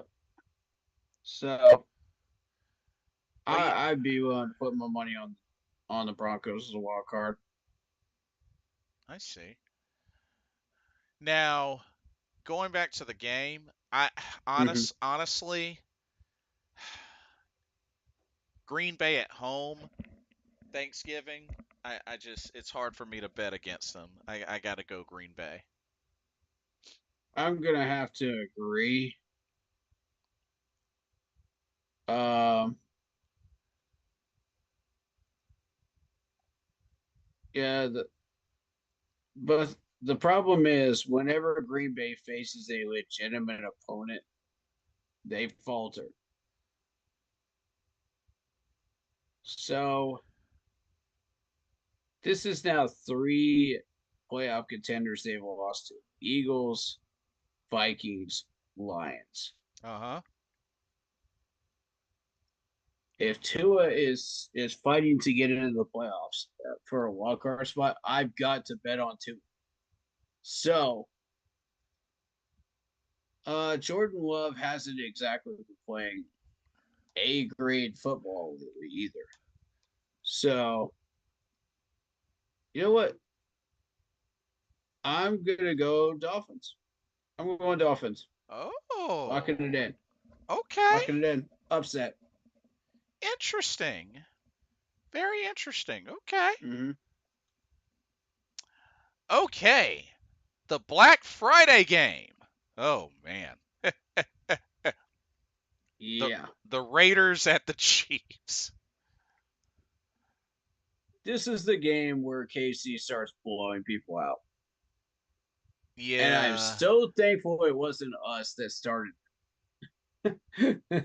We easily could have been, which scared the ever loving heck out of me as a Panthers fan. Which by I the way, wasn't going to say it on stream until the game was over. I feel for my dad. If you're watching, I'm sorry. The Raiders are on a 7-game losing streak. And honestly, And this is about to be lo number and 8. behold, first team to ask for Daniel Jones was the Raiders. I was like, really? Yeah. Y'all just can't get out of your own way, can you? Yeah. It sucks, man, because I want to see them succeed so bad. They've been mediocre for so long. There's Yeah. no reason for it. And it's a bummer too cuz Antonio Pierce, great player, but I'm not so sure he's a great coach. I hate to say it, but I mean, this is These first players are gonna want out, I man. mean, I mean it's his first year. It's his first year, but like ugh. He's already on the hot seat, Mhm. and there's going to be a massive fire sale of Raiders players, and I want a couple of them, you know, that Yeah. are affordable when that happens. But look out for it; it's going to happen sooner than you think. They're going to get tired of all these coaches coming in and out because it's starting to look like a revolving door, like Carolina. Right. And sooner or later, you're going to have players that are just like, why would we want to be drafted to LA? I don't want to go there. You know, they're not Yeah. going to pay me. Why do I want to go there? But There's no way chance to win a championship. Nothing. yeah. Why would I want to go to a place like that? That's like New York Jets. Yeah, pretty Like, ugh. much. But yeah, got to go with the Chiefs. Chiefs. Chiefs Definitely. Chiefs about to go 11-1. Goodness God, gracious. I said they only lose like 3 games this year, max. And it looks like the Raiders are going to go with Aiden O'Connell to start. Well, This is gonna be a game that's gonna be in the teenage numbers because again the Chiefs play down to their opponents. It's yeah, what they do. and the score ratios in these 7 losses for the Raiders. Ooh, I mean, I'm gonna say 27-14 on that game in favor of the Chiefs. yeah, They're gonna act. They're gonna give the Raiders a chance to win, but the Raiders are gonna be like, "Nah, dog, I don't want it." yeah.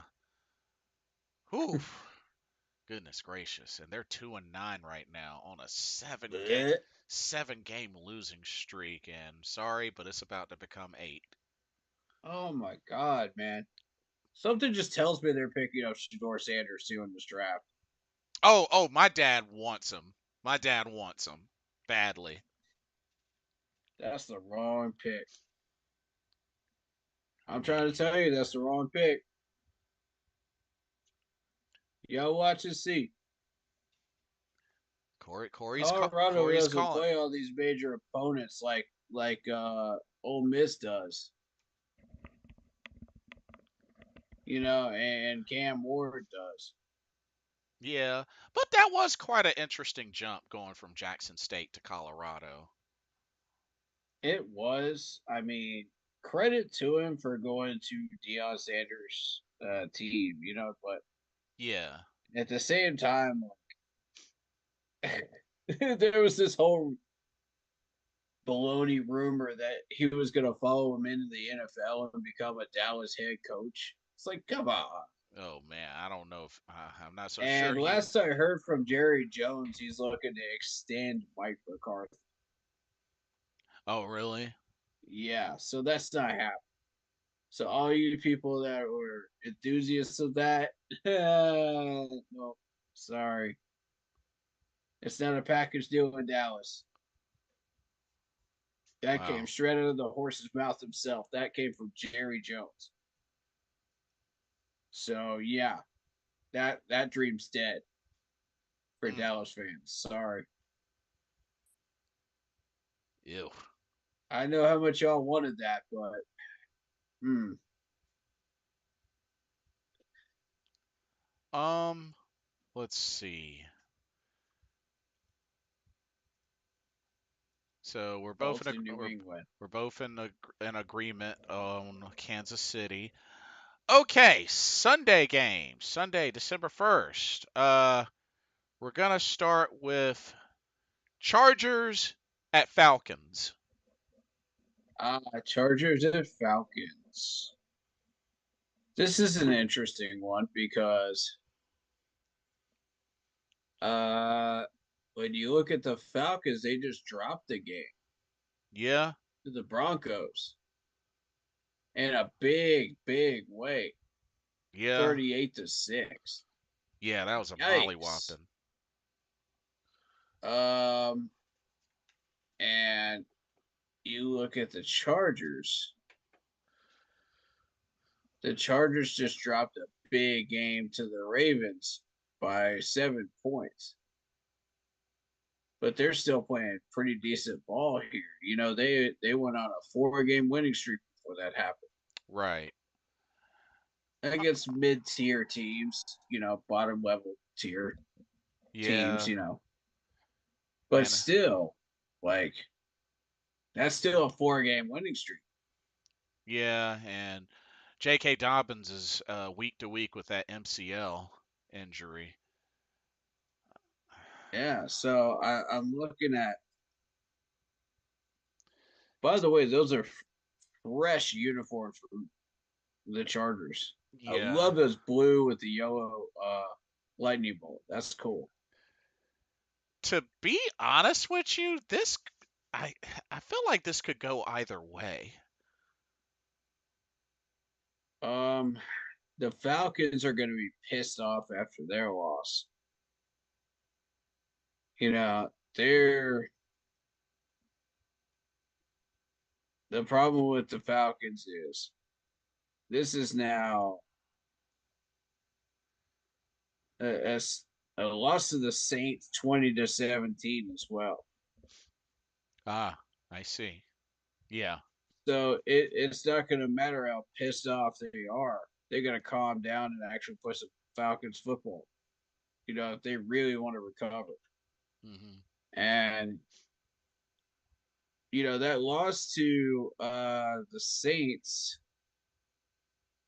and the score against the Broncos really just told me, okay, it started to open the door for questions about how much of a contender is Atlanta. I had them at number 4 as a contender in the NFC, but are they a contender now? Let's really put that into perspective now. It's time to start having that conversation if you're Atlanta fans right Mm. now and going, uh-oh, because that schedule gets a little bit more interesting. So you got the Chargers, you got the Vikings in Minnesota, you got the Raiders in LA. Yeah, that's a win. You can beat the Raiders. Come on, right? Yeah. Come on, Falcons. You could beat the Raiders. And if you don't get a win against the Giants, you're embarrassing. Yeah, that's fair. That Uh, that's the end of your season. to be But on to be honest with you, like after really thinking it over, I am going to say the Chargers, but I think it'll be a close game. I'm gonna agree with you. Chargers. Yeah. Oh man. Okay. Now this could actually be more interesting than we think. Steelers at Bengals. I actually agree with you. The Bengals have been playing a little bit better lately, and the Steelers' defense has been really, really rock solid. So it's going to be that Joe Burrow offense versus the Pittsburgh Steelers defense. Really, that's going to be the showcase there. And you know what the crazy thing is about this? Joe Burrow is playing his butt off.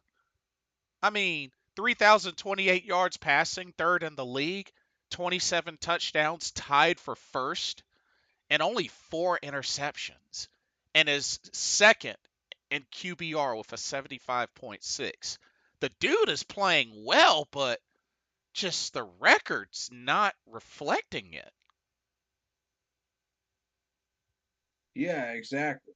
And I think that has to do with the Bengals defense right now because the Bengals Yeah. defense is kind of collapsing. Yeah, because I mean, Jamar Chase, he's already hit his 1,000 yards receiving for the season, and Chase Brown, I mean, he's on the up and coming, 607 yards rushing, but Could intercept we be seeing a Pittsburgh win here? I think so, yes. to be Because Pittsburgh's defense is going to outplay Joe Burrow. to be honest, I feel like this is the last year of Deshaun Watson on the Texans all over again. When they finished 4-12 and Deshaun Watson finished a top 5 quarterback in the league. Yeah, So that's fair to say. Yeah. honestly, I think the Bengals offense puts up points, but I don't think the defense is going to help them out. So, in factoring that, I got to go with Pittsburgh. Yeah, and credit to Unk on his stream for pointing this out. Joe Burrow will sit behind center. And, depending on what he sees pre snap, like if he sees the blitz coming up, he will just play fake the heck out of it and then throw it deep to T. Higgins every time. Hmm. And that's what you got to watch out for if you're Pittsburgh's defense. Like that's what I warned us to be aware of. Yeah, Um, just Cincinnati needs help on the other side of the ball, though. and Horn got J.C. Horn got burnt by that a handful of times. We Yeah, warned him. And if you don't have safety help, you're going to get screwed. right. So if Pittsburgh doesn't have safety help,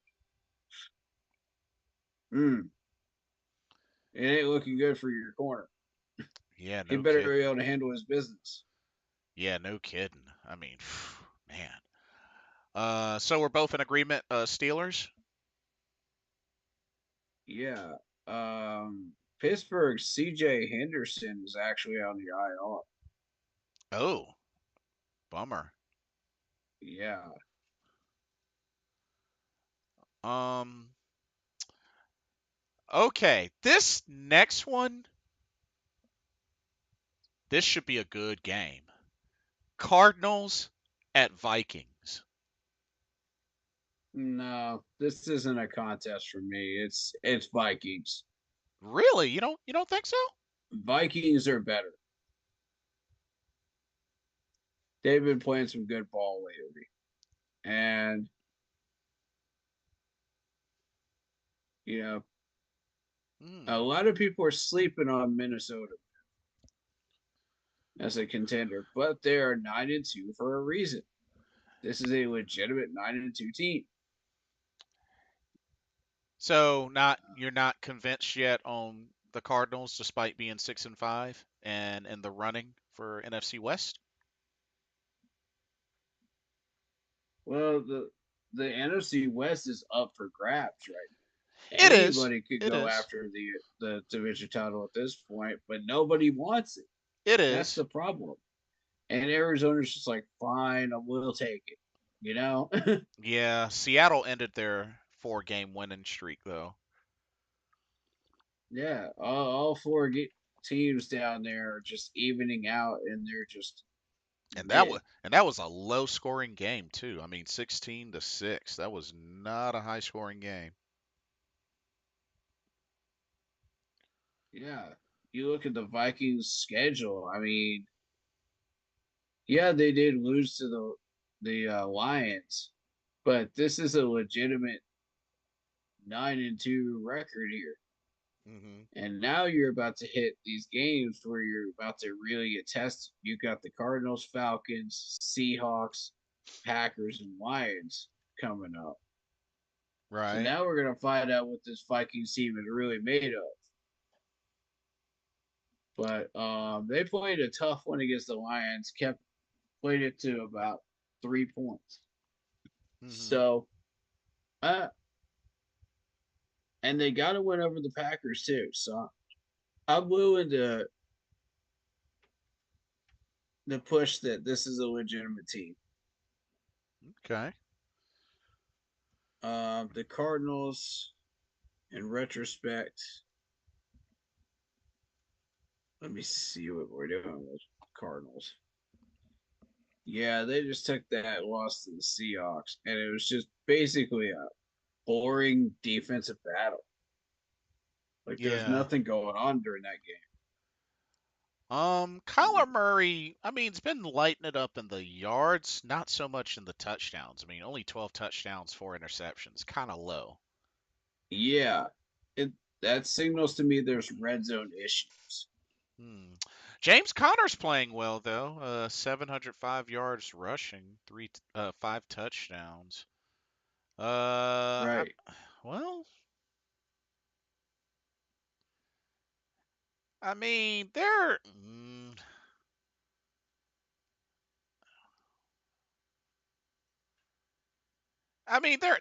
hanging on. They're and like I said, the NFC West is like you said is up for grabs. So I mean, I I don't know. I mean, they might put a little dent in the Vikings, but I'm not so sure they'll be strong enough to actually beat the Vikings. So you know what? I'm gonna say Vikings. I'm going Vikings as well. Yeah, I had to really think about it. Um, oh, I think you're gonna have fun with this one.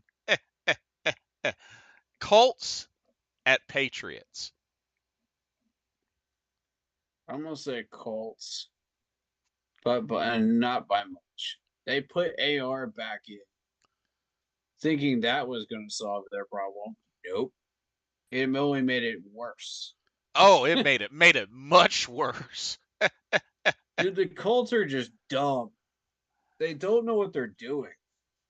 They have no sense of direction, no idea what they want to achieve.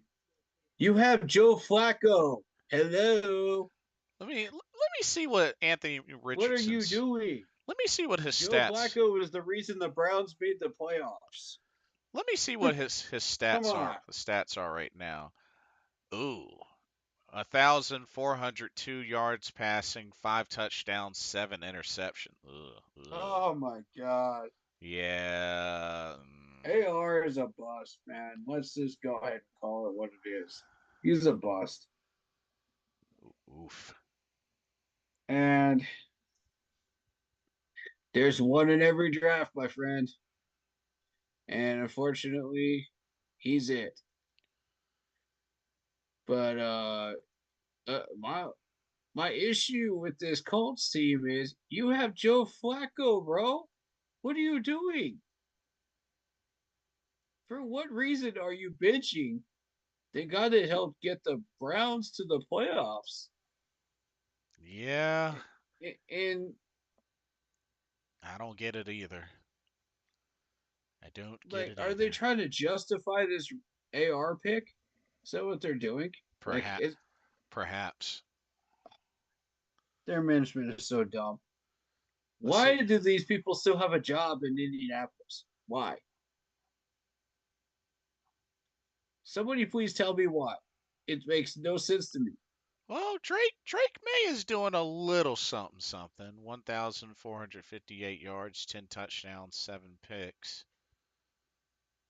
But I mean, they have talent in yeah. Indianapolis, and it makes no sense why. I don't know. Uh, but you know what? I'm gonna have to agree with you and say Colts, just because I New England just really doesn't seem like much of a threat. I mean, they were once on a 6-game losing streak. So yeah, I Yeah, I got to go with Colts as well. Um, next, Seahawks at Jets. this is a tough one for me because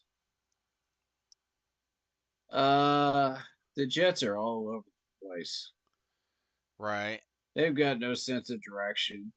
Aaron Rodgers isn't helping them. He's getting pissed off. And Seattle, in retrospect, has now beaten two NFC West teams. So they have taken command of the NFC West. They won it, Yeah. but they can't compete against teams like the Bills, the Falcons, the Lions. They can't light a candle because they don't have enough talent Yeah. and they And don't know what they're doing with that talent. So, but nevertheless, you got a totally dysfunctional Jets team. hmm And they just took a loss to Anthony Richardson and the Colts. yeah. Yeah. Gross. Plus, you took a loss to the Cardinals, a big loss, 31-6. Yeah. Yeah, Ew. that was a pretty bad loss. Um Ugh. I mean the You lost to the Patriots as well. What the heck? Wow. well, they split with them. They split with them. Okay, yeah, they did split with them. Um I gotta go see Ox here. Sorry, yeah. sorry, Jets fans. Gotta go with the hot hand, and that's Seattle. Yeah, Seattle's definitely the stronger team, so it's easy pick. Yep. Now, this next one may be even more interesting. Titans at Commanders. Washington needs a rebound game. This is the one. Yeah, they're on a 3-game losing streak. The Titans are so bad. Like, Yeah. how do you trade DeAndre Hopkins to the Chiefs? Like, how dumb is your GM? Yeah. Like, there's just no way. There's no way. And I mean they still got Calvin Ridley, but he's on the wrong team. Let's just keep it real. Yeah. Yeah. Like Ridley, 634 yards receiving, 3 touchdowns. That's not Calvin Ridley-esque. Let's just keep it real. I mean, we're Truth. we're talk we're talking about somebody that was previously with Jacksonville, had over 1,000 yards receiving, and had over 76 catches. Yeah, he's on the wrong team. Uh, yep. And that's why I wanted him. I wanted I him did too. going into the season. Hmm. Like, He's the ideal West Coast candidate to run this offense, cause cause wide my receiver wise. cause my whole thing was, I know he had the gambling problem. He served his time. He served his suspension and all that, and he got back on track. So, I mean, Yeah, the personality wise, not the right fit. yeah, On the field, yes, he's the yeah, right fit. yeah. Because I mean, he got back on track. I mean, and he ended up doing well for Jacksonville. So, I mean, the dude's a great wide receiver. He just, he had those gambling issues. And those gambling issues cost me a fantasy ring, by the way. Ouch. But I'm gonna have to agree with you. Washington bounces back, ends the losing streak, and defeats the Titans. Expect to see something like a 30-14, something like that. Mm. Okay, Texans at Jaguars.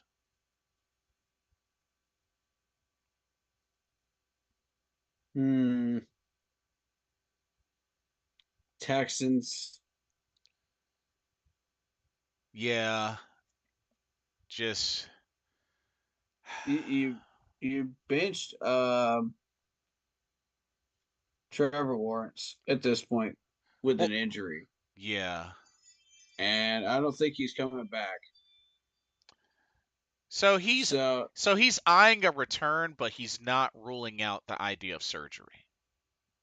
yeah, he wants to come back, Yeah. but If you surgical doctors are just like, nah.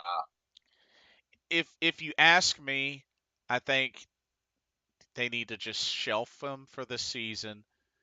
Let him go ahead and get the surgery, and then Yeah, come back ready to go next season. Because honestly, they're they're 2-9. I mean, they're on a 4-game losing streak.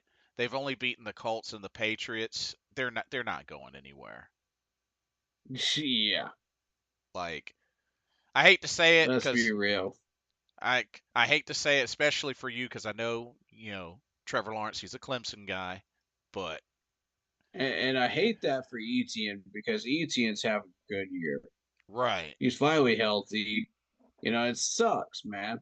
hmm You have Evan Ingram too. Like I love Evan Ingram. But you know what though? I think this is just one of those. This is Trevor Lawrence's like really first ginormous setback in his NFL career. You know what I mean? I think this is Yeah. his first, and he'll learn from it. He'll learn from it. Because I Hmm. mean, you and I, you know how good Trevor Lawrence is. So Oh yeah. like Hmm. that. So He'll figure it out. that's really what I look at it as. This is his first big major setback, and I think he'll bounce back. And it's not like he's in the wrong system because like he started out doing really well, Yeah, even without ET. And yeah, then once he got ET, you saw what they were able to do together. Just right, a dynamic duo again. Just like they were in Clemson. All you got to do is build around, and they did. Except that building that they built around him fell apart. right. Um, So, but I'm gonna agree, Texans for the win. yep. Uh, oh, now this ought to be a very interesting matchup. Rams at Saints.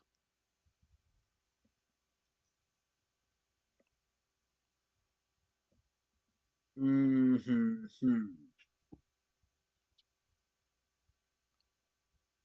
We're talking about with two teams, Rams and Rams was it and Rams and Saint? Rams and Saints. Saints are on Right. a two are on a Uh, two-game win bu- streak.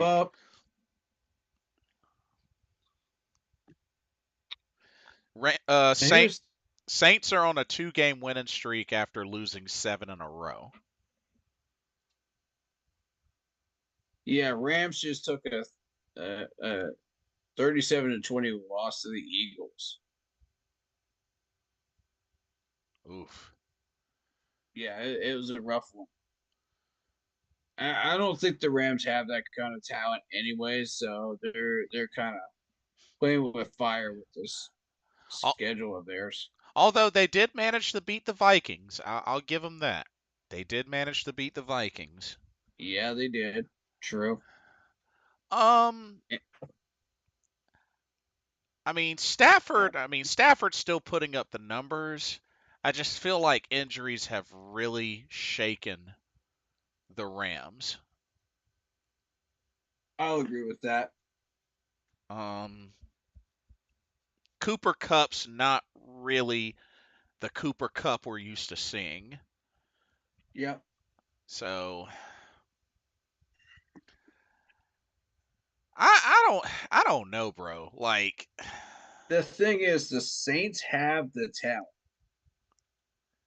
Okay, the Saints have the talent, but they're just not playing like they have the talent. yeah. And you know what's You interesting? saw what they did to the Cowboys week 2. I mean, that proves they have that type of talent. You know, And they lost by 2 to the Falcons early. They played the Eagles to 4 points. yeah. You know, so it's once the Chiefs exposed them, that's where they went down. Oh yeah, and that's right. Saints have a interim coach because they fired Dennis Allen. Um, Interesting enough, Alvin Kamara is their leading rusher and leader in receiving yards. Yeah, they need some wide receivers bad. They Yeah, have wide, they have weaponry, but they need wide receivers bad, yeah, because and they're running out of money, so that's going to be a problem. Oh, Chris Olave's on. I forgot he's on IR. Ooh. Yep. So that means him and Rashid Shaheed are out. Ooh, ooh. Mm-hmm. Mm-hmm. Ooh, man, that's their two best receivers. Yep. Ooh. The Saints have started their decline, and Yeah. holy cow, that's a 1, 2, 3, 4, 5, 6, Dang. 7 game losing streak. Yeah. Dang, I forgot Olave got put on IR because he had the concussion. Ooh. Wow. Yeah. Well, so really both teams are hurting some with injuries. So honestly, this seems like this could be a very evenly matched game. It could.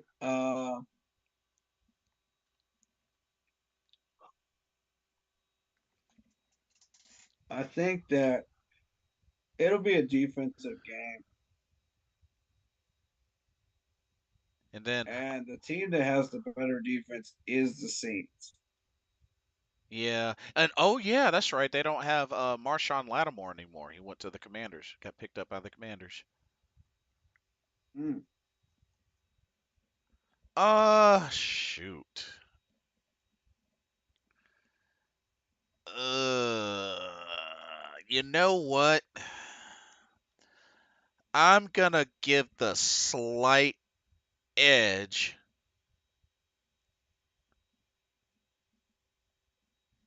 Hmm, Wait. Okay, there's one more determining factor I want to look at. Rams Okay. defense. Rams defense. And also turnovers. So, Turnovers will play a key factor in that game. right. Um, Let me see something.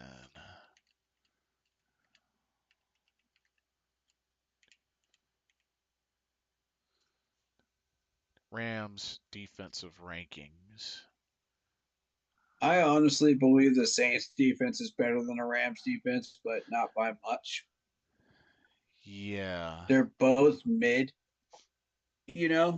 but um the Ram the Saints defense has the potential to be much better than mid, but So total they're not defense. playing like it. So total defense. Actually, the Rams are better than the Saints. Rams 20 ranked 26. Saints 31st. Um, Hmm. Rams have the better passing defense at 19. Saints are at 30. Rushing defense, the Saints are at 25, but the Rams are at 28. Hmm. Scoring defense, the Rams are at 26. The Hmm. the Saints are at 20. Red zone defense, the the Saints are number 6, the Rams are number 9. Wow, so they actually got pretty decent red zone defense. Um Hmm. third down defense, uh the Rams are number 19. The Saints are number 15. Hmm.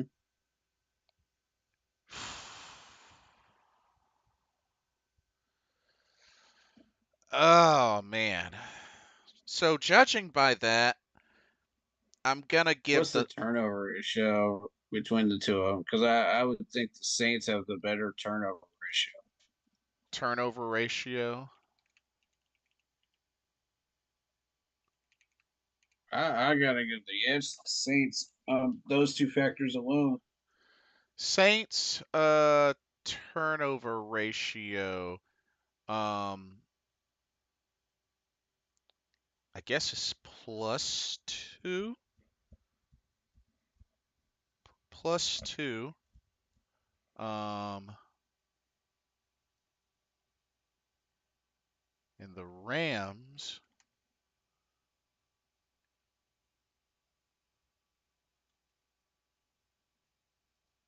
are actually. Oh, here we go. So the Saints. Yeah, the Saints are a +2. The Rams are a +3. Hmm. So it's close. Yeah, bro. This is going to be a close game, I think. I really do.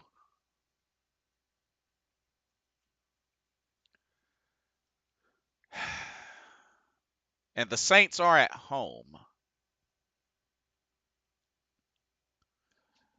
Uh, you know what? I'm going Saints. I'm going to give the slight edge to the Saints because they're at home. So I'm gonna agree. I'm gonna go Saints. Let's see. We've already done Carolina, Tampa Bay. We both are in agreement on Carolina. Um. Oh, here we go. Eagles at Ravens. Eagles This at is a Ravens. big one right here. Yes, indeed. I have to honestly give a slight an incredibly slight advantage to the Ravens here. Okay. This is a very tough and evenly matched two teams that both play 4 quarters of football, Yes. very good ball, and are legitimate, Yes. contenders. They Agreed. they both do make mistakes, but at the same time, like they have both uh played very disciplined football too. Yes, absolutely. Let's So with the see. Eagles, you got a win over the Commanders. You got a win over the Packers at the beginning of the season.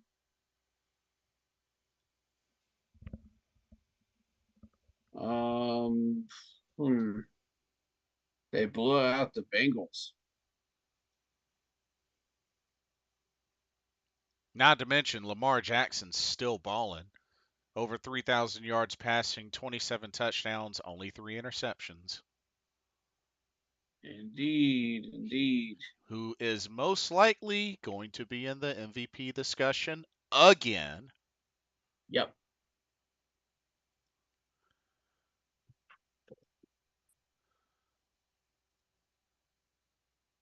Now, see, here's what's kind of shocking.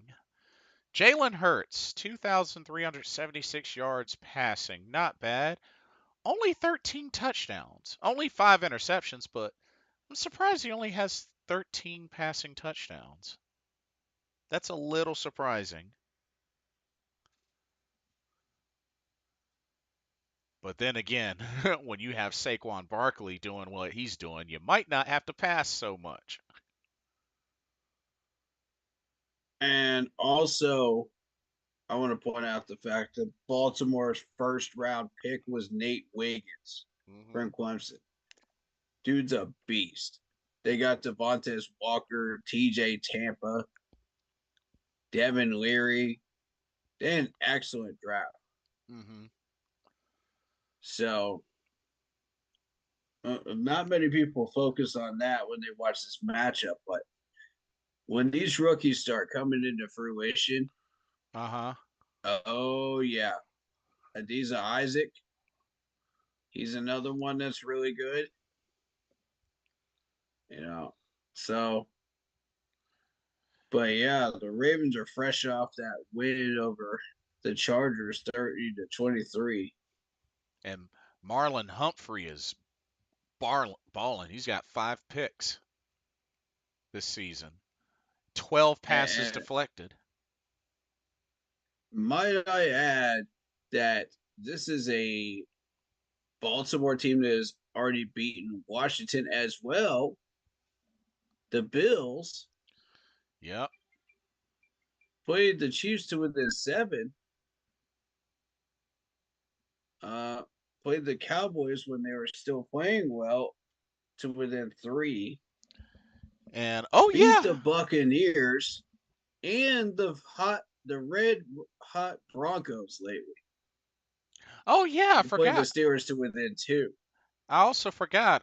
They got Derrick Henry. Duh. Dur, dur, dur. Derrick Henry's balling.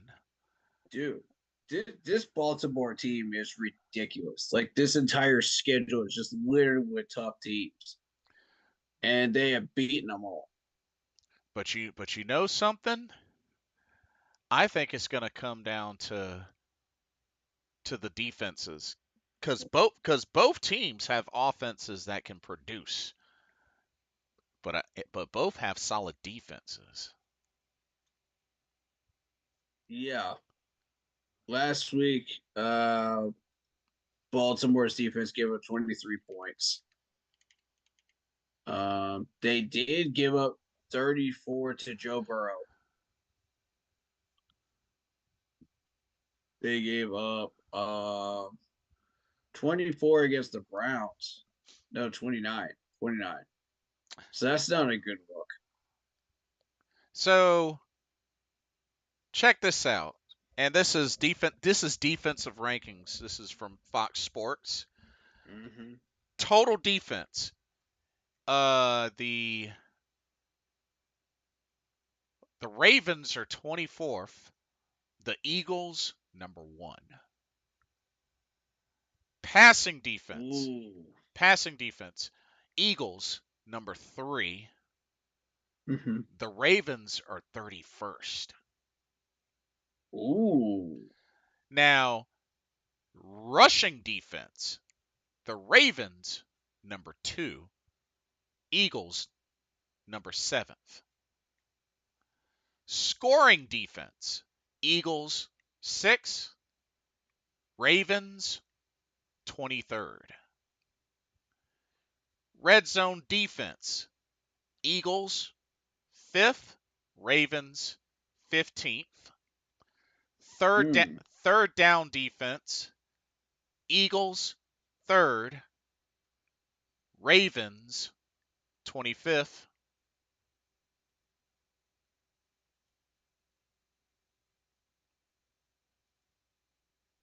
Hmm. Interesting stuff here. It seems Yeah. like the defensively it favors Philadelphia. Yeah. Um, Offensively, it favors Lamar Jackson. So it's a trade off. Oh man, that's tough. Yeah. Wow.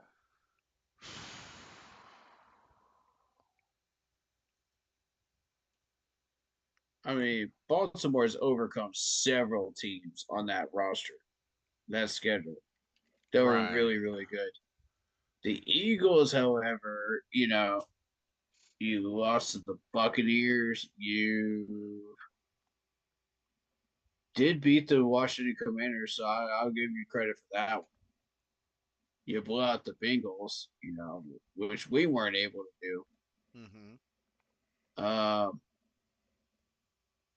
You beat the Saints when they were still contenders. So, I mean, I'm not sold on Philly. You know what? After really thinking about it, I'm gonna give the slight edge to the Ravens. And don't get me wrong, Eagles, tough defense. I think they got the advantage when it comes to defense. But I'm let's starting to wonder if those numbers aren't overinflated because of weak competition for Philly.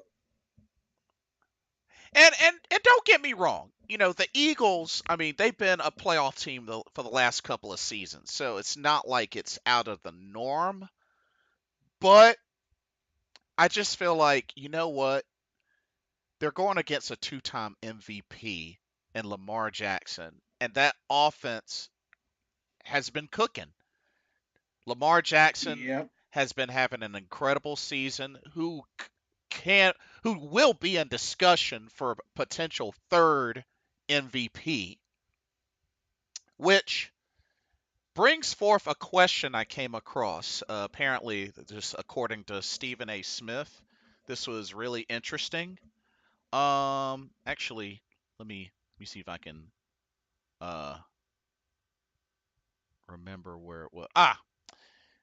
Here's the question: Is Lamar Jackson's career a failure if he never wins a Super Bowl? Hmm. Define failure. So, well, What are we looking at here? I Are mean, we looking at like high numbers, like Matt Ryan type numbers, and he gets uh offensive player of the year a couple of those years? I mean, Dan Marino never won a Super Bowl, and look at him. I mean, shoot, you know, Mm-hmm. I wouldn't say his career was a failure. He's probably Fair probably point. probably one of the best quarterbacks to ever play for the Dolphins, if Fair not point. if not the best. Yeah, Um, so people want to throw out that term failure. But what did you learn? If you're having a bad season, what did you learn? You go in and you turn it around, go 180. yeah. Now, if somebody were to say Jim Kelly, mm, that's, I mean, four straight Super Bowl appearances and you lose. That's not normal. I'm just saying. Like, I mean, 4 chances Right. and you couldn't get it done. Mm, That's arguable. Like, because it kind of reminds me of how you remember how Marvin Lewis would repeatedly get the Bengals to the playoffs, but he could not freaking win a playoff game to save his life. That's what it kind of reminds me of. yeah, I'll agree with that. So, and then again, Lamar Jackson has yet to play in a Super Bowl. So I'm True. so I mean, would I say it's a failure if he never wins a Super Bowl? No. But if he's been to like 5 of them or 3 of them and couldn't win even one, that's questionable.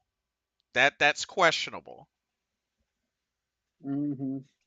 cuz Fair point. that would say a lot if you can get there but you can't win it, especially if you get there multiple times.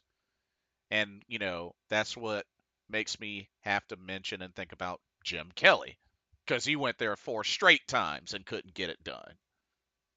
Hmm. That's not normal. I don't think that's supposed to happen.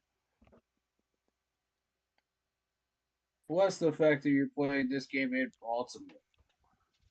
Yeah, And what did I say about the second half when you're dealing with Baltimore in Baltimore? That's a terrifying place to play. right. So you're going Ravens as well? Yep. Okay. Um Next up, Niners at Bills.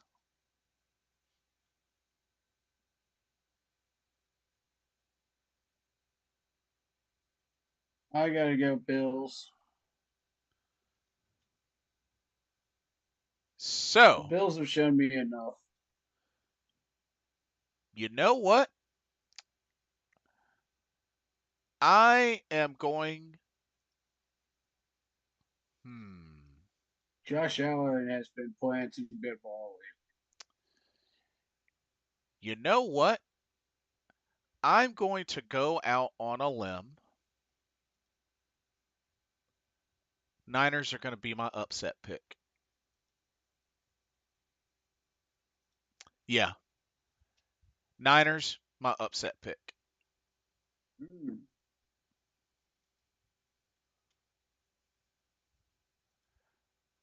They got Christian McCaffrey back, and I I understand. mean, yeah, but he didn't do that much in the last game. I understand. I totally understand. Um, I just have a feeling, and I know they have no Brandon Ayuk, but I honestly think with the potential of, well, then again, actually, well, crap. Looking at the teams they've lost to, well, never mind. Yeah, San Fran is just not it. Yeah. Okay, I'm gonna have to retract that. Yeah, Bills. Yeah, I And the looked at their. Bills played a very excellent game against KC too, Yeah, and won. I had to look back at their record, and I was just like, yeah, no. Yeah. Sorry, folks. I had to correct myself. I had to correct myself. Uh, yeah. So Happens to the best of us, man. I'm a switch to the Bills as well. Um, and then the Monday night football game. This ought to be an interesting one for December 2nd. Browns at Broncos. Broncos. Broncos are on fire. Bo Nix is playing like a man on a mission. Oh, so you think they'll put away the Browns despite them beating the Steelers? Eh?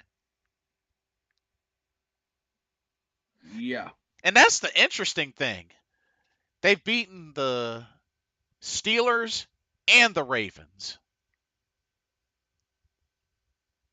it wasn't the defense that won them that game. It was the offense. It was Bo Nix finally getting his rhythm.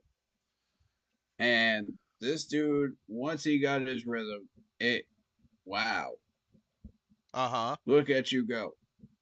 16 touchdowns for this dude right here. 2,548 yards. Yeah, because he started off a little Uh, sluggish. He definitely started only off six sluggish. picks. Ignore his QB rating, which is 55.9. Screw that. Throw that out the window. You're still looking at 16 touchdowns, six picks. In Right. that short amount of time with that comeback, very impressive. Yeah, yeah. I mean, he started off They beat sluggish. Atlanta in a beatdown. Yeah. Well, like I said, he started off Yeah. sluggish, but then he's found his groove now. He's definitely found his groove. I will give him that. Um, and see what Cleveland.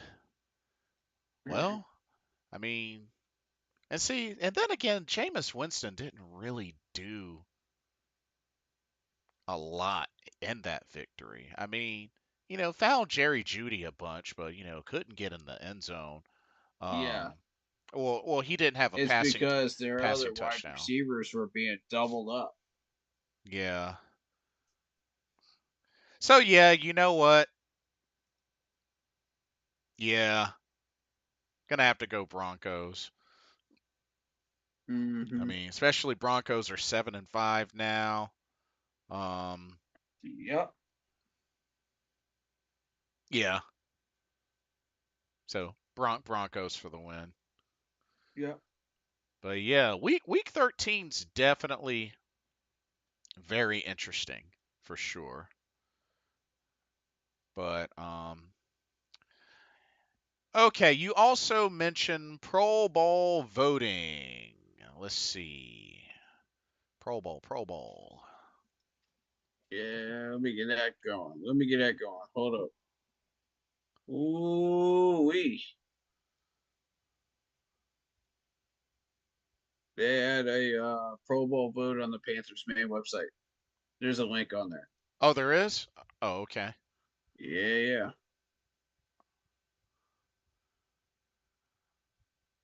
Oh, I see it. Pro Bowl vote.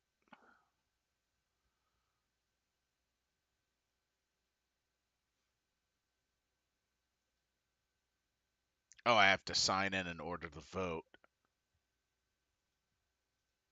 Yeah. I'll tell you the ones I selected, and we'll go with that. Okay. For So, quarterback, you got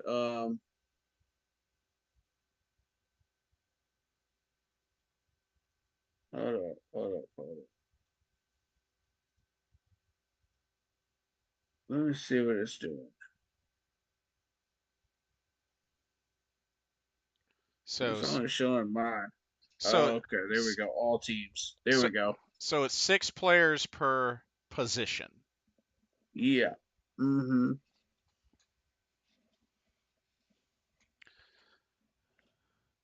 My six are Lamar Jackson, Mm-hmm. Baker Mayfield, Okay. Sam Darnold, Josh Allen, and Jalen Hurts and Jared Goff. Okay. Um, that's a. With an honorable mention to Bo Nix for the amazing turnaround. You know. Mm-hmm. Um, for me, I have to say Lamar Jackson. Mm-hmm. I'm gonna say Joe Burrow. Mm-hmm. I'm gonna say Baker Mayfield. Mm-hmm. I'm gonna say Sam Darnold because I think he definitely deserves it. Yep. Josh Allen, Mm-hmm. and you know what? I know this might be a shocker to some, but I actually will give number 6 to Jalen Daniels. It's actually not that surprising, to be honest. He's got 17 touchdowns, 5 picks on the Pro Bowl voting sheet. But I mean, if you look at his entire body of work, it's very, very nice. Yeah, And this has not been Patrick Mahomes' best year. So, right, yeah, I can't rightfully give him a vote. I'm going to give people a vote that deserve a vote. You know what I mean? That have earned it. right. Yeah, I agree. I definitely agree. Um, Uh, shall we move to running back? yeah. Running back. Running backs. I've got Barkley, of course, Derrick Henry. I've got Joe Gibbs. Joe Joe. Gibbs has 11 touchdowns right now and just Oh, man on oh, fire. Jameer Gibbs. Jameer Gibbs. Jameer Gibbs, my bad, yeah. Mixon from the Texans. Okay. Chuba Hubbard gets my vote. Mm-hmm. You know I got to vote for my boy Chuba Chuba Choo Choo. Uh-huh. Let's go. And I think that's all that they allowed me to throw in a vote for. It's just 5. So, for me, I gotta say Saquon Barkley. That's an easy one. Oh yeah. Derrick Henry. That's an easy one. Oh yeah. Jameer Gibbs. Yeah. Josh Jacobs. Ooh. Good Jo- choice. Joe Mixon. Mm-hmm. And Chuba Hubbard. Yes, sir. Gotta vote the Chuba Choo Choo. Yeah, Chuba Chuba Choo Choo. yeah. He definitely. I believe he definitely deserves to get in there. Oh yeah. He is killing it this year. Yeah. Um. Okay. Wide receiver. Here, I'll go first for wide receiver. All right. So, this is probably one of the most difficult ones. But It is, yeah. after really thinking about it, I think I came to a pretty decent conclusion. Jamar Chase, Mm-hmm. Justin Jefferson, Mm-hmm. CeeDee Lamb, Mm. Terry McLaurin, Mm-hmm. Zay Flowers, and Oh. this one I had to really just go based on like how well they're doing and just their record and whatnot. Uh, Amon-Ra St. Brown. All right. So I've got Jamar Chase, Justin Jefferson, Hmm. Terry McLaurin, Okay. Amon-Ra St. Brown, and AJ Brown of the Eagles. Okay. Nice. Okay. I've been watching AJ Brown all year, and this dude is balling. Yeah. Notice the 19 yards per attempt that Yeah. leads the league. And that's a big, big number right there because that means you're getting chunk plays down the field. You're Uh-huh. moving your team, True. and yeah, he's getting an average number of touchdowns, but that 19 right there is impossible to ignore because Philadelphia is getting the the points on the board. He's opening it up and he's giving his teammates opportunities to get into field goal range and into the red zone to have opportunities to score. So it doesn't necessarily have to be him, but he can get into those situations for you. Yeah. Fair point. Fair And that's point. invaluable. You got a guy like that. Okay. Next category is fullback. um. Shoot.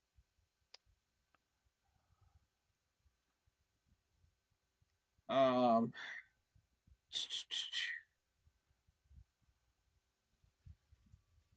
I like Jestrick and Han. And the reason is because look at the yards per attempt. Yeah. Yeah. Those are good picks. Those are really When good you have picks. 7 yards per attempt, you're doing something right as a fullback. Yeah. True. True. And you got a touchdown. Oh yeah. And you want to steer away from the people that have fumbles, which would be Ingold and Steele. True. So Although, um, I mean, Steele has the most yardage out of them, which I mean that doesn't, that's not the end all be yeah, all. Um, true. I think the main ones that stand out to me, I'm gonna go with three of them: Juicedeck, Ham, and Ricard.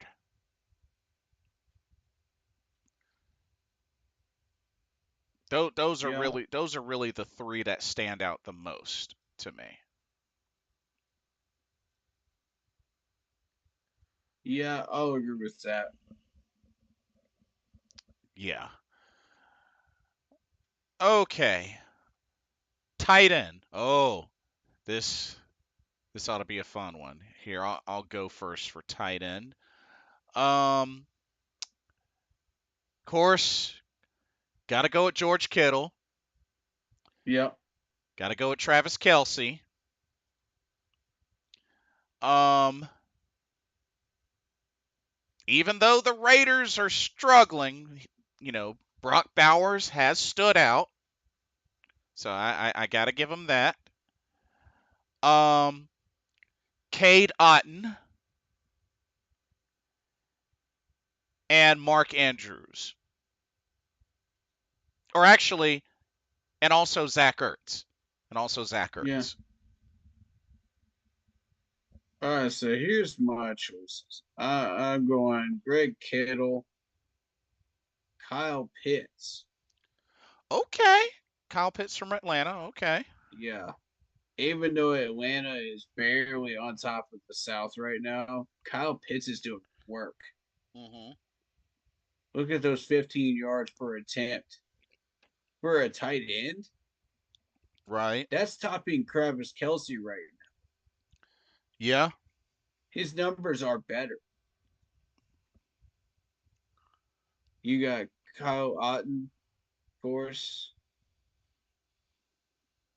Honorable mention Zach Ertz, but I'm going Andrews. Yeah. Good pick. Good pick. Indeed. And my last one is Kraft from Green Bay. Oh, Six okay. touchdowns. That's a good pick. Yeah.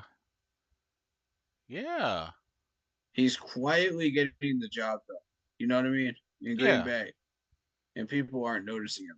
Also, another honorable mention is Sam Porter. Sam Laporta for the Lions. Good one. Yeah. Good one. You mentioned him. You liked him. Yeah. Okay. I would go with Travis Kelsey or Gray, but the problem is they're splitting catches, and that works against both of them Mhm. in the Pro Bowl voting for me. Yeah. Cool. Fair enough. Fair enough. Yeah. Okay. The tackle position. I mean, Yeah, neither one of our tackles is getting a vote. Sorry. nah, no way. No. I really don't know who has really stood out in the tackle department. Um, I can mention a few names on this list that I recognize. Fuega um, is one. I for I recognize Panay Sewell, of course. We um, scouted him. Um, Cam Robinson. uh, Let's see. I'd say Wanya Izidu. Wanya Morris. I would pick him. I don't see why not. Wanya Morris has been having a bad year. We actually pointed him out as a weakness Wait, really? against our pass rush. Yes, he was their Oh, one weakness against our oh, pass rush. oh, interesting. Okay. But typically he's been having a good year, but not this year. So I can't give him a vote this year. Ickey's been trash all year, except for this KC game. Um, Oh, Cam Robinson. Oh, duh. Yeah. Okay. yeah. Then you got Wirfs. I recognize him. Yeah, I Tristan Wirfs. recognize Trevor Penning. Um, Armstead, I recognize. Brandon Coleman. There's a few names I recognize here. Joe Hmm. Alt. Let's see. Joe Valesco says Joe Alt. Yeah, Joe Alt is actually one of my choices. Yeah, that's a good pick. I'm going Slater. I'm We're, going Dawkins for the Bills. okay. The Bills had an excellent line and proved it against KC. Um, Hmm. Now, whether that was the tackles that had trouble or not, I don't know. But somebody was having some major trouble against that KC pass rush. Mm. And that remains to be seen. I'd have to go back and look at it. But I'm picking Panay Sewell. He's already had a Pro Bowl as well. Yep, that's true. Okay. Are you ready to go to the guards, or are you still picking tackles? I got him. Oh, okay. I already made these picks, but I'm just pointing out the ones I picked. Oh, okay. Were you Yeah, done? Or oh, okay. yeah. All right, let's go to the guards. I have to say, let's see, Samuel Cosme. Oh Um, yeah, I forgot about him. uh, I guess Chris Lidstrom. Um, what do you think, I bro? You, forgot. you you think Robert Hunt should go in there? Absolutely. Yeah. Robert Hunt has not allowed very many pressures this year. Yeah. He's been having an excellent year, and so is Damian Lewis. I'm giving them both a vote. Oh, okay. Um, Right on. I've got Glasgow from the Lions. Oh, yes, yes. Yeah, I've always liked him. I did not vote Vera Tucker, but I do recognize him from the Oh, Jets. oh, Elijah Vera Tucker. Yeah, I do recognize his name, but I did not pick him. Um, let's see. Brandon Sheriff has been awful. So let's see. Uh, of course, I have to pick a Kansas City Chiefs guy here because that interior has been rock solid Mm-hmm. in Thunny. Yep. Yeah, I got a good look at this KC offensive line when they played the Bills, and I watched them for 4 whole quarters, so I saw exactly what these guys were capable of doing. Mm-hmm. Fair point. I forgot about Samuel Cosme. I was gonna pick Samuel Cosme actually, but I Yeah. picked Evan Ingram Oh, uh, okay. Right on. and Lindstrom was gonna be my last pick there. But honorable mention Edwards from the Bills, Okay. and you got Much from the Buccaneers, who's been having a solid year, Here we go. and of course the Ravens. You got Filet. So I mean, these are good guys, man. Reedson, from the Buccaneers. Mm-hmm. Quentin Nelson from the Colts. He's probably one of the couple good ones still there in Indianapolis. But Ah, there you go. Right on. if I know your name and you're doing something positive, then you're doing everything right. If I know your name and you're doing something negative, then you're trash as an offensive Mm. line. Mm. Because that's something you don't want to happen. You don't want your name out there in a negative light. If I don't know who you are, you're probably doing your job. Fair And that's a point. good thing. You should keep doing your job the way you've been doing. So, shall we move to center? Yeah. All right, center position. Okay. So, this ought to be interesting. Um, Definitely got to go wait a minute. Where the heck did this go? Oh, there it goes. So for the center position, Mm-hmm. let's see. Got to go with C Humphrey from KC. Ragnow from the Lions. Yeah. Yeah. Tyler Lindenbaum from the Ravens. Mm-hmm. Those are really the three that stand out the most to me. Oh, Bradley Bozeman on the Yep. Chargers. Mm-hmm. Uh, I'm curious to see what other ones you pick out. I've got a few. those are really the only ones that stand out to me personally. Yeah, that's all that comes to mind, to be honest with you. All right. So I'm going to take a turn here. Uh, Respect to a few of these. I didn't pick them, but respect to them. Uh, Myers from Green Bay, uh, Fortuny from the Colts has always been solid. McGovern from the Bills has been uh-huh. pretty solid. Jarrett Patterson from the Texans has been pretty good.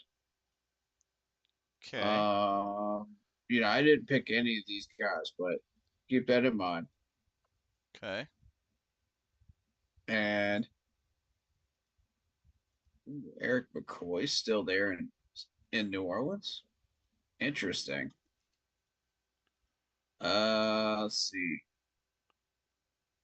And also shout out to Cade Mays, who has had an excellent last 3 games, but he has not been in there long enough to get a Pro Bowl. Sorry. You got to qualify for at least 5 or 6 games before you can get a Pro Bowl vote from me. Okay. Fair enough. Fair enough. Yeah. Yeah. With all due respect, Cade, we love you, man. You've been doing an excellent, excellent job. But it's just you haven't been out there long enough. Just not But if you long give me a enough. full season next year, you absolutely get my vote and do the same thing next year. No question about it, you're getting my vote. But this year, I got to give it to Ragnarok of the Lions. I got to give it to Jurgens of the Eagles, Linderbaum of the Ravens, Bradley Bozeman, the man I got a jersey of Uh-oh. in a Panthers jersey. Yeah, I love Bradley Bozeman, dude. I freaking love Bozeman. I'm so happy this dude ended up with the Chargers, man. Because the Chargers used to be one of my favorite teams back in the day. Oh, So interesting. good for him, man. Yeah, because that's where Norv Turner and Ron Rivera and Antonio Gates and all them came from. That is Philip true. Rivers. That is I true. got a Philip Rivers jersey sitting in my closet right now. Do you? Okay. Yes, sir. Right on, right on. I never was a full fledged Chargers fan, but I did like a lot of those players back in the day. LT, Mm-hmm. Antonio Gates, dude, man, that team was freaking stacked. Oh, yeah, that team was insane. It was For so sure. good. For sure. That team was insane. I'm so mad that they couldn't get past New England to get a Super Bowl, man, because they deserved it. Yeah, for But yeah, sure. shout out to Bozeman ended up with the Raiders, with the Chargers, though, man, and just doing work over Yeah, Zach Frazier of the Pittsburgh Steelers. I've been a massive fan of this dude for years. yeah, yeah, they've been looking good. They And of def course, Humphrey from the Chiefs. With a shout out to Valdez of the Washington Commanders. He's been putting up work too this year. Oh yeah, sure And thing. Karras from the Bengals, you know, putting up with Joe Burrow and his nonsense. Ah, yeah. Fair fair enough, fair enough. Yeah, But nah, solid, solid. good people, man. Good people. So that's the offense. Shall we switch to defense? Absolutely. Let's do it. All right, This is a tough category right here. defensive end. A lot of So, good ones. so for me, I'm gonna say even though on a struggling team, still still a beast. Max Crosby, Yeah. uh, Miles Garrett, um, Yeah. um, uh, oh man, now this is getting really interesting. Um,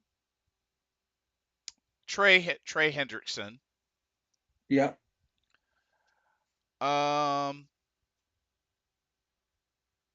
Will Anderson. You know, I'll give some love to Will Anderson, Mm-hmm. and oh,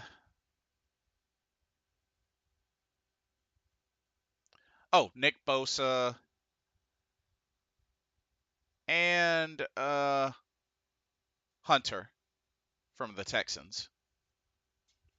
Yeah, those are my Good picks. choices. Good choices. All right. I got you. All Which, right. So I got Trey Henderson right out of the gate with 11 and a half sacks. I yeah, mean, that's leading the entire league right now. yep, You got Hunter from the Texans. Shout out to this man just quietly getting 10 and a half sacks, hmm, you know, and his counterpart, Anderson, with 9.5 over there. yes, Beautiful pass rush that and D line that Houston has put together. It's just nasty. it's really been flourishing. Oh yeah, it is nasty. And of course, got to give it to Miles Garrett. Yes, I didn't pick Anderson, but I would have if I had another pick. But shout out to Nick Bosa. hmm, You know, I picked him. Um, I picked Greg Rousseau, former Panther, okay, tearing it okay, up with Buffalo right now. Um, I and my bonus pick is Ashawn Robinson. Now I Really? want you to know why I picked him. 32 Look tackles. how many tackles. Okay, that's fair. That's fair. 32 tackles this year, leading the league That's in fair. defensive ends on this list. 32. The most you'll see is like 24, 27, something like that. No, this man's got 32. That that's a good thing to point out. Indeed. Holy cow. I just wish he had more sacks. That's all I care about right now, man. Right. Because he has a forced fumble as well. You add on a few more sacks. Woo-wee. Yeah. Oh yeah. So a couple of honorable mentions, of course, Max Crosby, Javante Sweat. I love Sweat. Mhm. Micah Parsons is always a beast. Of course. Epivenza, always a beast. Two forced fumbles. You know, can't be ignored. Of course, Carl Loftus. You gotta respect Carl Loftus. He may Yeah. not have the numbers, but this dude is putting up work. True. True. Um, and that's the case with a couple of these guys. Is they're putting up work, but they're just not getting the numbers that they want. Yeah. Pascal is another one. He's an animal. You know, there's some names out here that you do not want to face. Yeah. Von That's Miller is another one. yeah. Although We're, he's we're very familiar with Von yeah. Miller. Let's Al- put it that way. Although he's been dealing with some trouble, but yeah. And also respect to Latu of the Colts with three forced fumbles. Oh yeah. Good Yeah. call. So these are very, very good guys. And this was a very tough decision, you know, with Mhm. the defensive ends. There's so many to choose from. Oh yeah. Dozens, dozens. Yeah. So Shall we shift to defensive moving on. tackle? Defensive Mhm. tackle. Okay. Defensive tackle. So, got to go with Dexter Lawrence. Oh yeah, easy one. Vita Vi. Even though they're struggling, he's still producing. Quinnen Williams. Yeah. Good Uh, point. Zach Allen. Yeah. Uh, uh, Casey Hayward. And Yeah. honestly, because this is a name that's always going to be a threat even up until his career ends, I got to go with Calais Campbell. Campbell. Oh. Yeah, because remember Yeah, good choice. Good choice. he's with the Dolphins now. But yeah, Mm-hmm. those are my picks. What you got? All right, so the top half of these defensive tackles are putting up the numbers. The bottom half just like look mid or trash, really. Uh huh. But you got to start with my man from Clemson, Dexter Lawrence, the animal Yeah. with 9 sacks. And I knew that once this dude got acclimated in Buffalo, he was going to become a beast. And it did not take him long to learn the system. So that's the benefit of these Clemson players that came off of Brent Venables' defense up to Okay. the NFL. He's one of the last ones. Zach Allen, Yeah. um, Good. honorable mention to Bay, of course, Okay. and Fisk. There Mm-hmm. are both good guys, but I didn't pick them. I went with Hayward. Nice. Same. Same. Yeah, Turner of the Rams. Look at the Okay. tackle number. 29 tackles. Okay. Good choice. Good choice. Yeah, and shout out to Buckner as well. I didn't pick him, but good numbers. Mm-hmm. I picked Campbell. Calais Campbell. Nice. Mm-hmm. I do like Stills, but he's with the Cardinals, so yeah. Yeah. I picked Justin Simmons of the Titans. Yeah. Justin Simmons has been doing a little something something with the Titans. 23 Yeah, he tackles. has. He's quietly getting these numbers. I like Carter from the Eagles, but I didn't pick Mm-hmm. him. And I like Wyatt from Green Bay. Didn't pick him. Grady Jarrett from the Falcons. Didn't pick him. Uh, Kinlaw's just kind of mid. He might have 20 tackles, but he's mid, in my opinion. mm, fair enough. Fair enough. He could be better. He could be better. Give him time. Fair point. Fair point. Um, who else do I recognize? Ed Oliver for the Bills. Nah, Ed ain't nah. The rest of these guys ain't really it, man. Shy Total hasn't really done that much. Let's be real. Shy Total hasn't done Correct. enough. I agree. And he might get replaced or upgraded soon. Uh huh. So that's my pick. Okay. Shall we move to inside linebacker? Yeah. Okay. Um. Oh, you're gonna like these.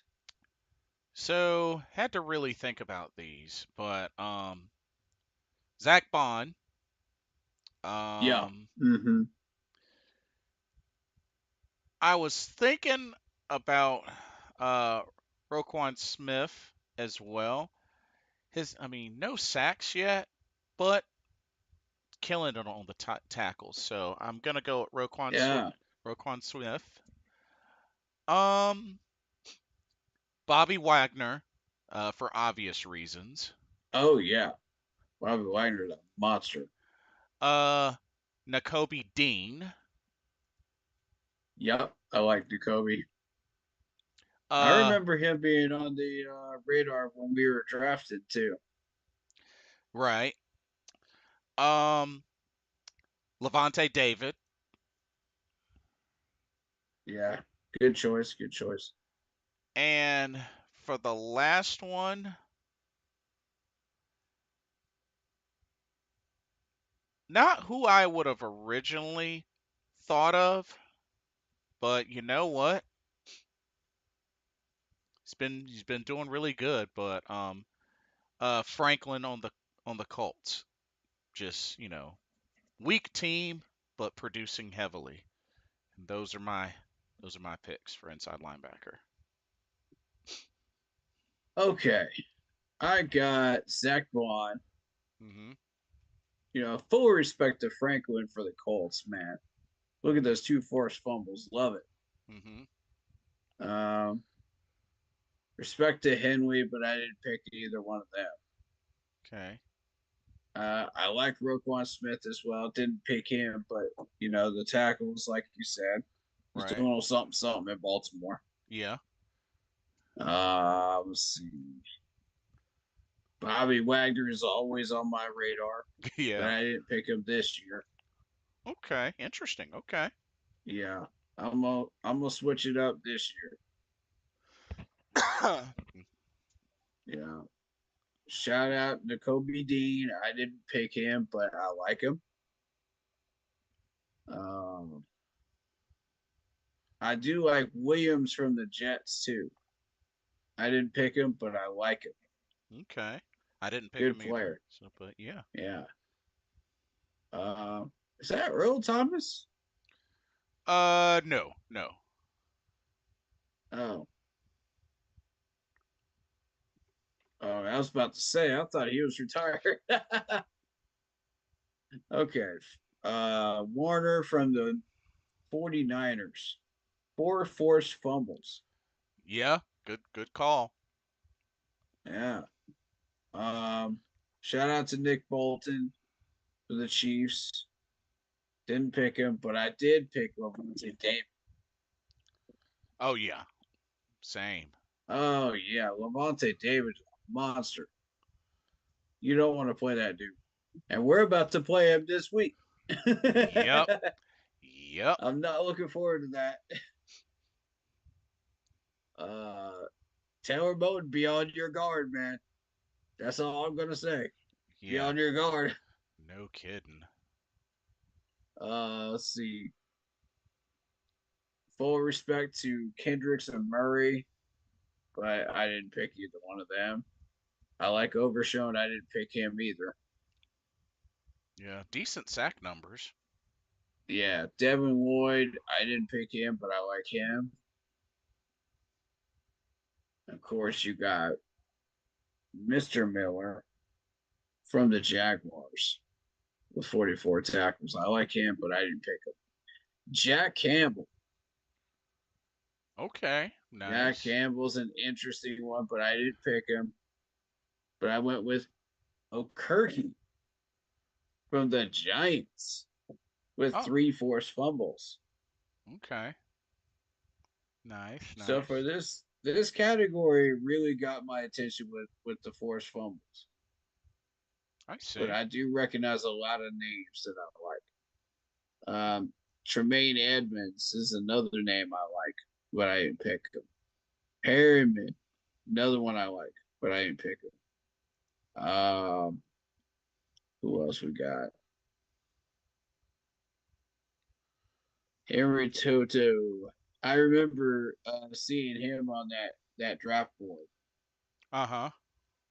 He's got some potential, but he's not there yet. Right. Right. Um, there was a lot of talk about KJ Britt at the time too. True. So of course you got Mr. Tranquil sitting down there. But here's the interesting thing. I've got to pick my man, Josie Jewell. Really? I got to go with Jewell, dude. Jewell has been so instrumental in run stopping this year. His presence was felt when he came back. Okay. We were horrendously bad at run stopping until he came back. You could see the difference. It was blatantly obvious. Mm-hmm. It's like we have to have him back. It's essential. Yeah. He became an absolute lightning rod for this defensive line. Everybody started following suit when he came back. And there's a reason for it. The dude's just an excellent tackler and an excellent run stopper. I absolutely will give him a vote. Even though he's been hurt for some part of the year, Uh-huh. I he's got my vote.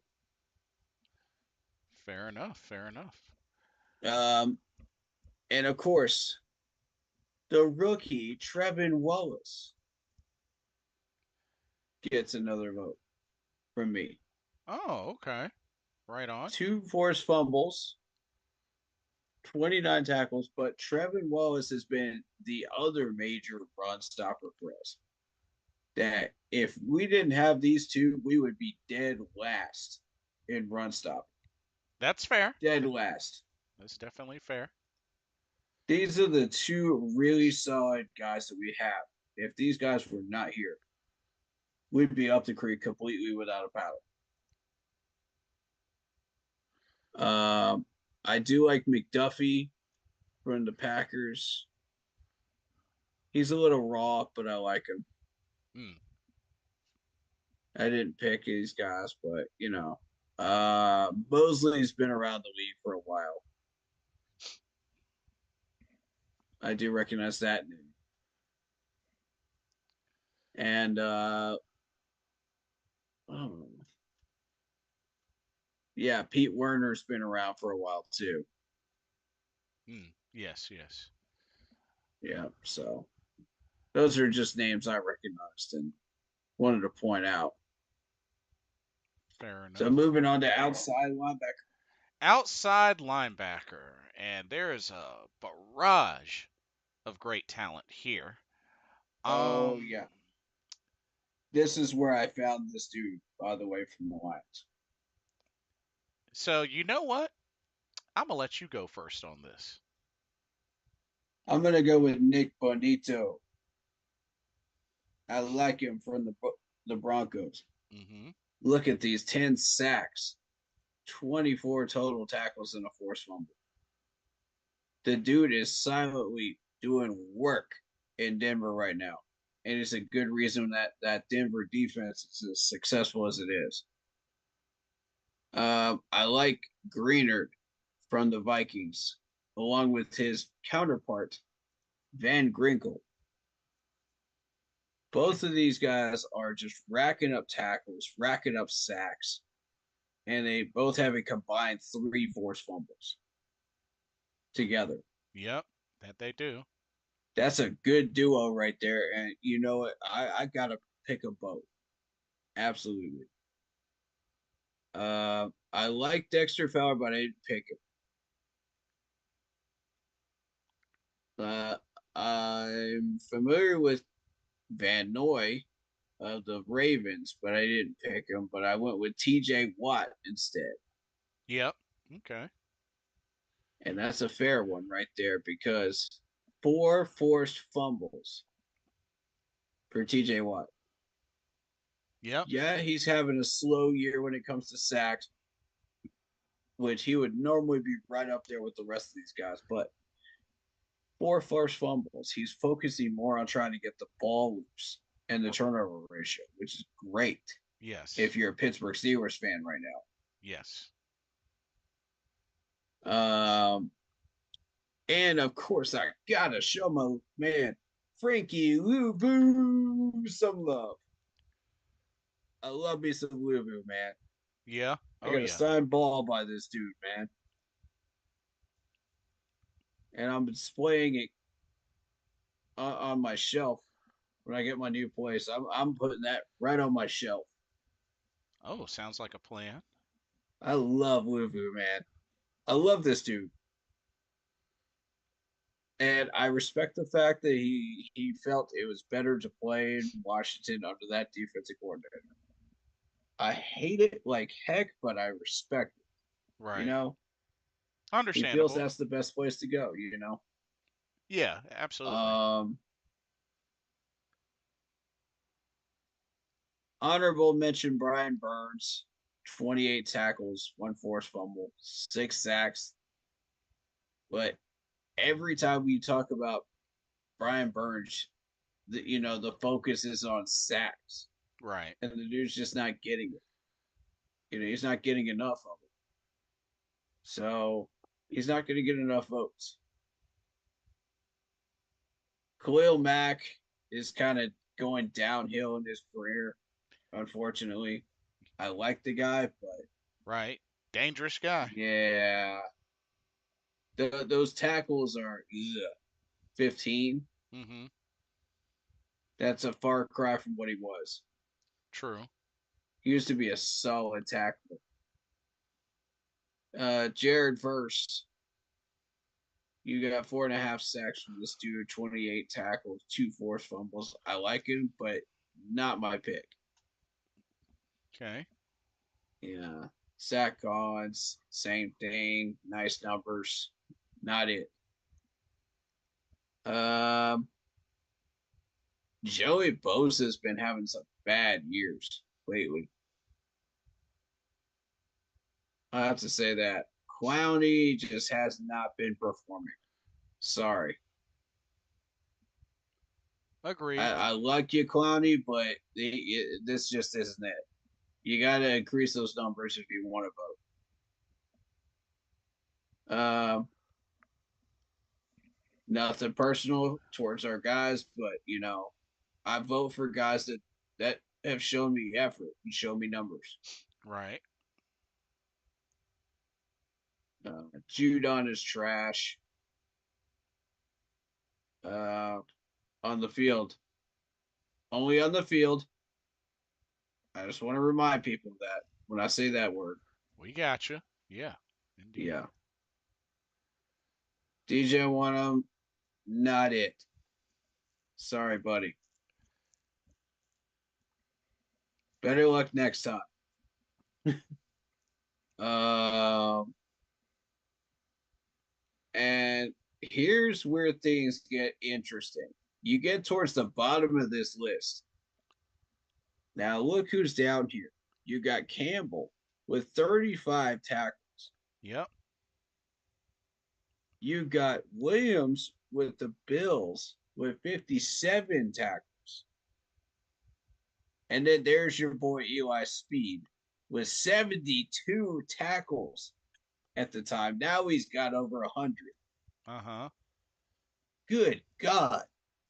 And I got to pick Speed. I've got to. I can't ignore those tackle numbers. I Yeah. can't do it. That's understandable. That's I just understandable. can't do it, bro.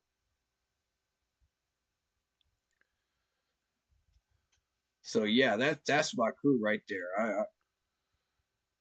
So, for me, similar, but I went with Bonito, Greenard, Van Ginkel.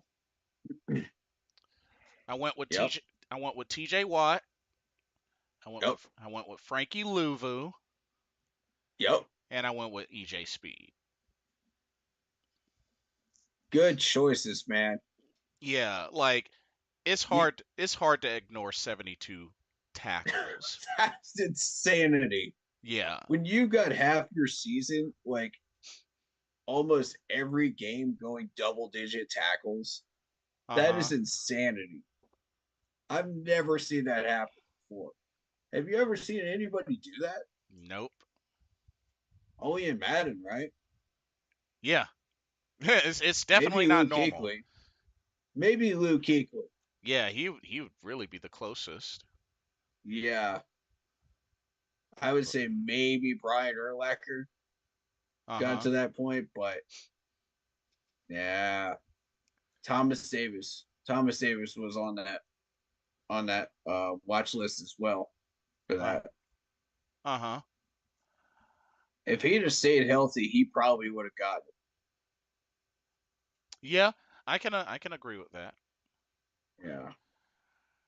All right, shall we do cornerbacks? Yeah. Okay, I'll start us off on this one. Um, Definitely got to do Marlon Humphrey. I Yep. mean, leads and interceptions. Got to go with Dante Action Jackson. Oh, Yeah, I got to. I got to. Um, I gotta go with Byron Murphy. mm, Uh, okay. then I like those tackles. I gotta go with AJ Terrell. Excellent choice. I actually met him. Oh, nice. Yep. Two times. Once as a Clemson Tiger and once as an Atlanta Falcon. Oh, very nice. Yep. Very And humble guy. Very nice guy. and you know what? I know This is going to be very, very biased, but you know what? I don't care. I'm going to do it. J.C. Horn and Michael Jackson. Absolutely. Like, Michael Jackson, Yeah. since coming to this team, has really fit excellent Yeah. alongside J.C. Horn. And both have racked up tackles. Both have an interception. I mean, Michael Jackson has 41 Hmm. tackles. You know what? It's just hard for me to ignore. I know the Right. interceptions aren't as high, but you know what?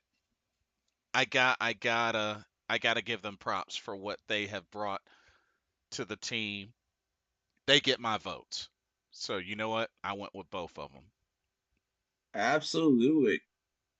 So, all right, what about you? All right. So I'm kind of going down this list here. I like Humphrey. Honorable mention to Dante Jackson, but he does not get my vote. Okay. Yeah, you get four interceptions, but where's the tackles? There's the problem. Look at that, 20 tackles. Same problem I had with him before. He's trying to do those knee tackles, and it's costing him.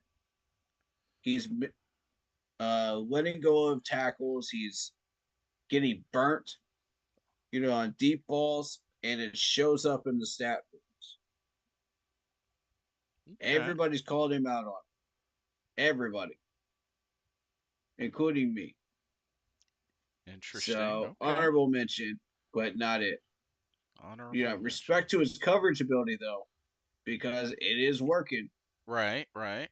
Nobody's messing with him, and nobody's targeting him except on deep balls. So I want people to keep that in mind.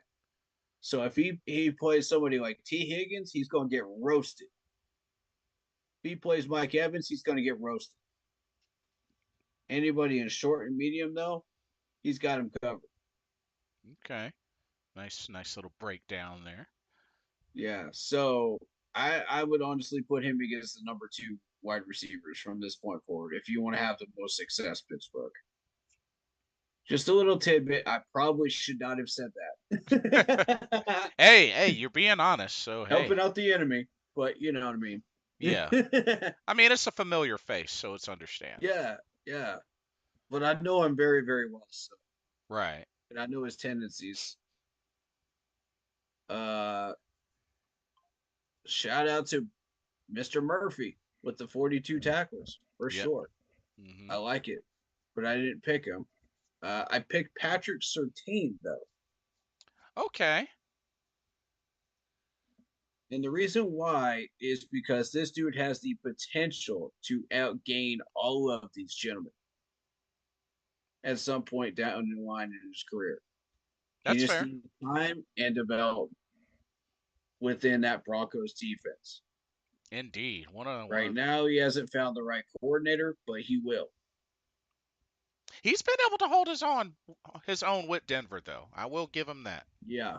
Once he finds the right coordinator, this dude will pop off. I guarantee you, because a lot of people are saying if we don't go J.C. Horn, we're going Patrick Surtain in that draft. Yeah, He was our exactly. secondary option, and either one was a winner for me Right. because of the potential. We picked J.C. Horn, and the rest is history. I liked Mr. Davis from the Lions. Oh, good pick. Good pick. 40 tackles, and this dude has not been picked on at all over there Mhm. for a reason. Look at the coverages he's been in. It's been excellent. Shout out to Trevon Diggs as well. I like him, but I didn't pick him. Yeah, I thought about him, but just Yeah, yeah, not quite my cup of tea. same. Um, Joan Ramsey, of course, is on everybody's radar, but not mine. I like AJ Terrell, man. I love AJ Terrell. Yeah, this dude's gonna be an animal one. Indeed. He gave everybody fits in a Clemson uniform. Nobody wanted to pick on that dude. Nobody wanted to throw in that direction. Right, There right. was a reason why. 41 tackles, 2 interceptions already. Just wait till he starts pushing that. Wait for it.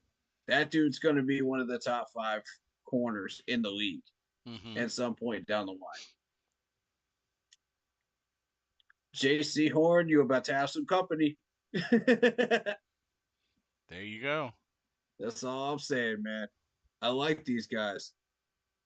But Benford's somebody I've been keeping an eye on as well. 35 tackles, 1 forced fumble. He has potential, but he's not quite there yet. Bolton, same thing. I've been watching him, but his tackling is god awful. Ah. If he could get his tackling figured out, see that's the trick. He's got 14 tackles right now. Mm-hmm. If he could get that figured out, the interception number would increase. Because then he would focus on that. That'd be the next step. Mr. Stephon Gilmore. Of course, we all know that name. Yep.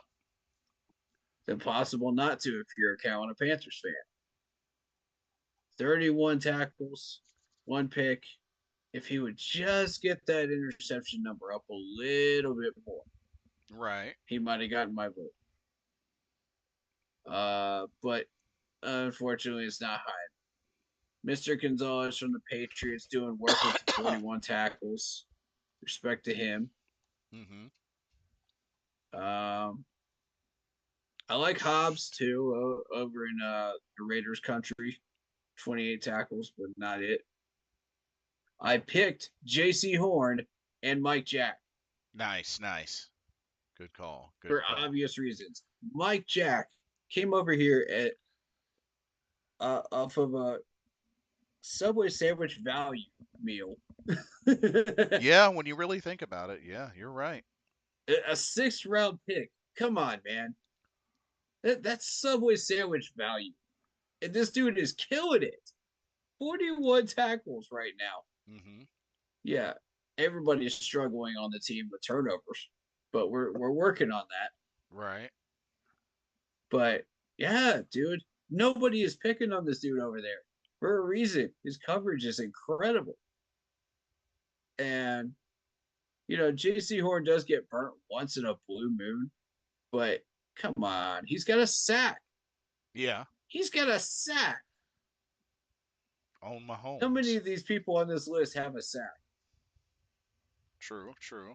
But he does. I like McMillan.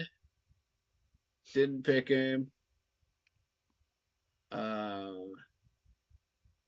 like Porter from Pittsburgh, but I didn't pick him. I like Taylor Britt. Taylor Britt's got some potential. Give him some time, he'll develop and do some work. Yeah. Fair, fair. Who else we got? Who else? Ooh, Rizzo Douglas with 33 tackles, 1 forced fumble. Like him.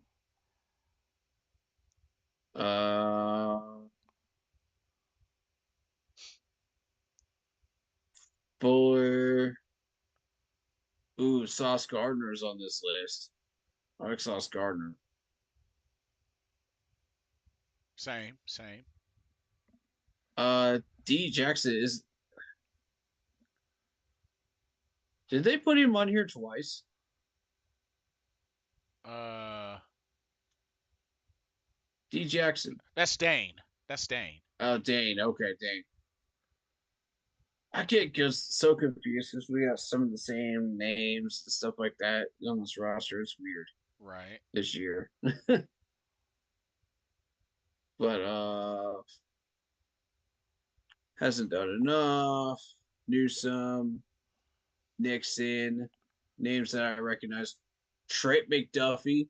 Just because McDuffie doesn't have the numbers doesn't make him any less dangerous. I pointed him out several times. Uh, Darius Slay, silent killer right there on the Eagles defense. Uh huh. He's made a difference several times. He's quiet, but he gets the job done. And then you got Stevens from the Ravens, 44 tackles, a sack and a half. Somebody to keep an eye on. Yes, yes. Um, I like the potential of Taylor from the Saints. Holy cow, those are massive numbers. Uh-oh. Dang. Uh-oh. 47 tackles, 4 sacks, and 2 forced fumbles. Ooh. It's a big I'm going to deal. have to change one of my votes. That's. Uh-oh. Are you thinking about it? Uh oh. Okay. I'm considering it. I'm considering who all do I have up here? Let me see. Yeah, AJ's keeping my vote. Both the Panther brothers are keeping my vote. That ain't changing. Humphrey's staying. You know what? You know what? Patrick, maybe another year, buddy. Maybe another year. I can't ignore these numbers, man. Uh oh. I can't ignore these numbers. That is ridiculous. That's why you check them all to the end, though. You never know. Yeah, that's fair. That is fair. Oh, and look at Witherspoon working down here, too. Uh oh. 42 tackles to 1 forced fumble down here working. Dang, man, there's some good names on this list this year. So yeah, that's I'm giving Taylor my vote for the Saints. Okay. Right on. Right on. Look Uh. at Robertson from the Lions getting 2 forced fumbles. Look at that. Interesting. Saint just 48 tackles and a forced fumble for Washington. Ooh, Mr. Stevens. It's a sack and a half, though. Oh, my goodness. Some interesting numbers today. That might Nixon just. coming in with the 2 sacks and 2 forced fumbles. I see y'all, man. I see y'all. You're catching my eye today. So, shall we go to strong safety? Yes, we should. Yes, we should. Okay. So, I went with Cross. Me too. Um, I went with Kyle Hamilton because obvious reasons. I felt like he was going to blow up eventually. Um, Yeah. I went with Love from the Seahawks, Yep. and I got love. it was only a matter of time before this guy blew up. Brian Branch. Uh huh. Okay, and if you scroll down, had to go with C.J. Garner Johnson and Bullock from the Texans with the 4 interceptions. Oh yeah. Bullock got mine too. So those are my picks. The 4 picks got my attention too. So what you got? So I got Nick Cross, obviously on my um shout out to Buda Baker, but he didn't get my vote. Shout out to Kyle Hamilton, but he didn't get my vote. Okay. I gave my vote to Mr. Love of the Seahawks. Okay. I gave my vote to Mr. Brandon Jones of the Broncos. Respect to Jeremy Chan, of course. but he didn't get my vote. Um, Jordan Whitehead, but he doesn't have any sacks, forced fumbles, or picks. Is interesting. But Mr. Branch got my vote. Nice. Good call. Yeah, yeah, yeah. I'm keeping an eye on Justin Reed though. I got a feeling about Justin Reed. Fair, fair. Okay. Yeah, y'all watch him for the future, man. I pointed him out in the preview streams, but let's keep an eye on this dude. I think he's got a lot of potential in him. He's going to explode some point down the line. Okay. Let's see. Mr. James from the Chargers getting 2.5 sacks. Like it, like it, like it. But didn't get my vote. Um, Paulo Mayo hasn't exactly like stood out. He doesn't. He has 1 sack, but he's essentially blending in. I need him to do more. Okay. Understandable. Need him Yeah, to I'm do a just little not more. feeling it. Mr. Smith from the Buccaneers gets my vote Okay. with 3 forced fumbles. That's a game changer right there.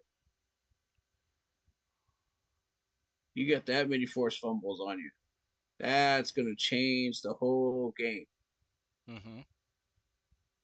Um, I like Gardner Johnson. I like the 2 picks there, but I'm not picking it. Okay. I am, however, going with Bullock. 4 interceptions is a game changer. Agreed. I picked him. Um, is that Von Bell? Yep, that's Von Bell. Boy, he is falling off the wagon wheels. 20 tackles and 1 pick? Really? Yeah, that's it. Come on, Vaughn. Where you at, bro? Where'd you go to? Oh, man. That sucks. I liked him, too. Yeah. Uh, and Fuller's kind of been garbage. Sorry, Fuller, but it, no, no. I've had a lot of questions about Fuller, Just hadn't been but doing it. Just hadn't been doing it. I do like Mapu. 2 forced fumbles. So just another honorable mention. But yeah, that's it for that. Okay, free safety. I'm gonna tell you right now, this was easy for me. This was very easy for me. Yep. Um, Kelvin Joseph, Yep. Xavier McKinney, Yep. Reed Blankenship. I like Blankenship. Yep. Had to go with the Honey Badger, Tyron Mateo. Mmm. Good Uh, choice. an obvious one because he's destroyed us on multiple occasions, Jesse Bates. Yep. Definitely has. And Damar Hamlin. Oh yeah. Those are my picks. All Like I said, right. this was an easy one for me. So. Mr. Joseph gets my first vote for Mhm. obvious reasons. Mhm. He has been dominating in Detroit. Yep. Mr. McKinney gets my second vote in Green Bay. Love that sack. Mhm. Uh, I've been very much watching Blankenship. He used to be a kicker for Georgia, and they made him a free safety. Yep. Interesting how that Yeah, worked. Interesting how that worked out. yeah. Sometimes if you don't work at one position, maybe you'll work somewhere else, and it worked out. That's got to be interesting. It's like, huh, your kicker, Want to try free safety? Like, what? Yeah. It's like, why not? I've never tried it in the rest of my career. Why not? It's like, And it okay. worked. At the NFL level, like you have to relearn all of that stuff to be a free safety at that level. It's like, wait, what? Yeah, that's quite a transition. That is quite a transition. God, that had to have taken a year and a half at least. Yeah. All right, so maybe he's played some free safety before. Who knows? But uh, honorable mention Cameron Bynum, of course. Keep an eye on him. Tyrann Mathieu, honorable mention. Um, Jesse Bates has absolutely demolished us Yeah. at times. Oh Four yeah. forced fumbles, 42 tackles, 2 picks. Yeah, freaking Jesse Bates. Yeah. All right, Mr. Hamlin, come on down from the Bills. Look at this 46 total tackles, 2 picks. Yep. Dude is a game changer Yep. And I'm so in glad Buffalo. that he was able to bounce back from the health scare and continue his career. Now, here's something you don't expect Mr. Blackman of the Colts 46 total tackles and a half a sack, Okay. which you're not expecting is the half a sack because that's not who he is. That's not really what he does. Right. It's out of character for him.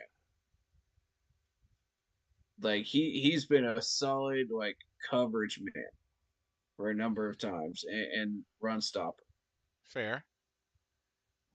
So to see that half a sack is interesting.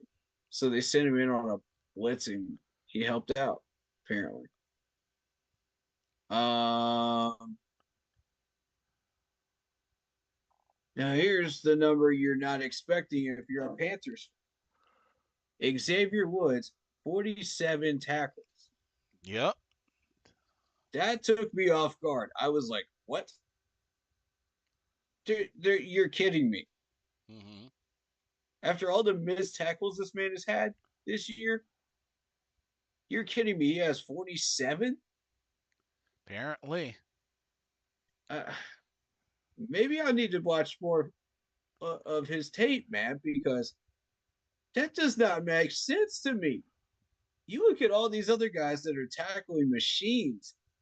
You got Jesse Bates out here. You got freaking Namar Hamlin, and this dude's getting like 47. Like that's the number that makes no sense to me. I don't. What? Yeah. Cr- Okay. crazy, isn't it? Yeah. It caught me off guard. I was like, all right, well. So here's the one I picked, Mr. Byard Oh, from from the Chicago? Yeah. Bears. Yeah, 51 total tackles, 1 sack. He's leading the tackle column. So you kind of go through here. I like Cook. I like Gilman. I like Hookers. Uh, let's see. Javante Adams from the Jets is interesting, Yeah. somewhat.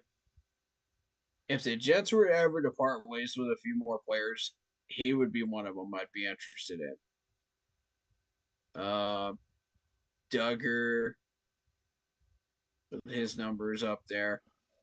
Mr. Fitzpatrick, lightly getting 45 tackles and a forced fumble. Hmm. Very impressive.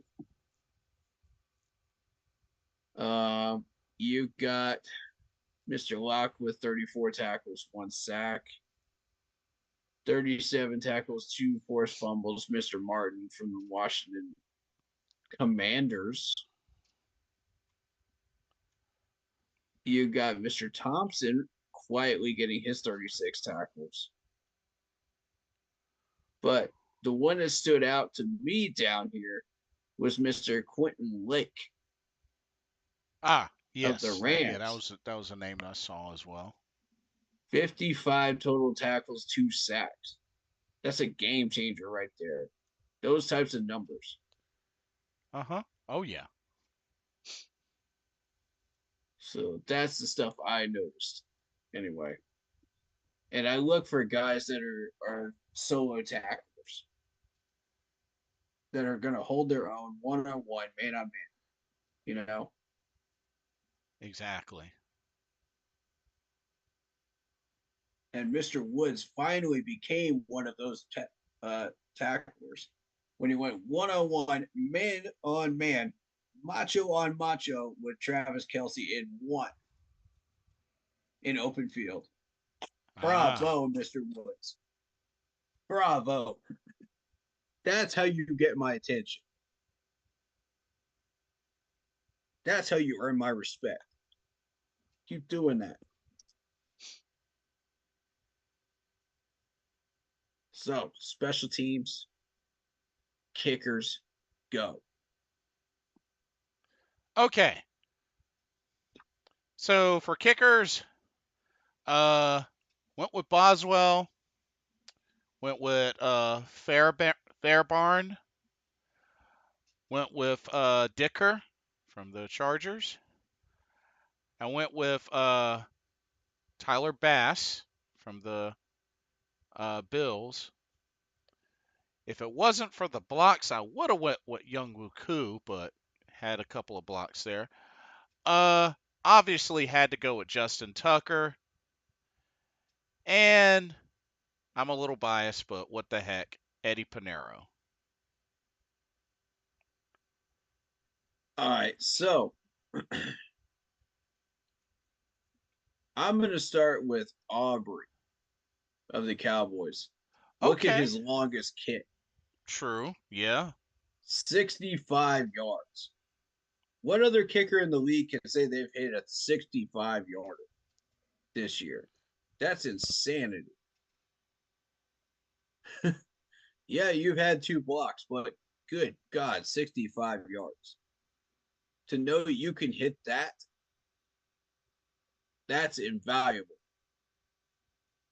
There's going to be a lot of teams wishing they have that when they start looking for a kicker. Uh huh.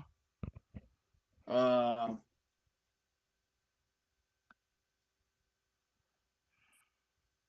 so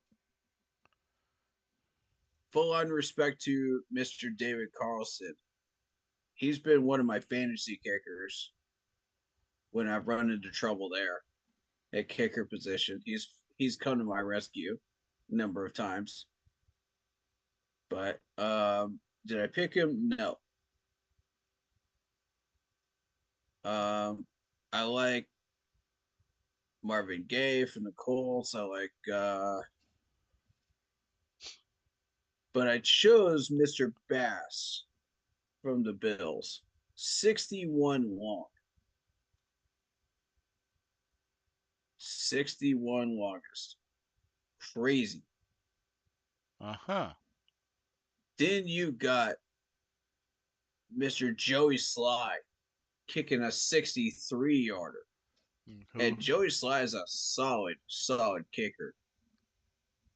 He was one of those that kept kicking it to the left. You know, Yeah, we had former we Panther. went through 3 really good kickers that kept kicking it to the left until we realized it was the special teams coach that was not teaching them the proper technique. Go figure. Go figure. But we lost Joey Sly to that, and now he's kicking 63 yarders for the New England Cheatriots, which pisses me off.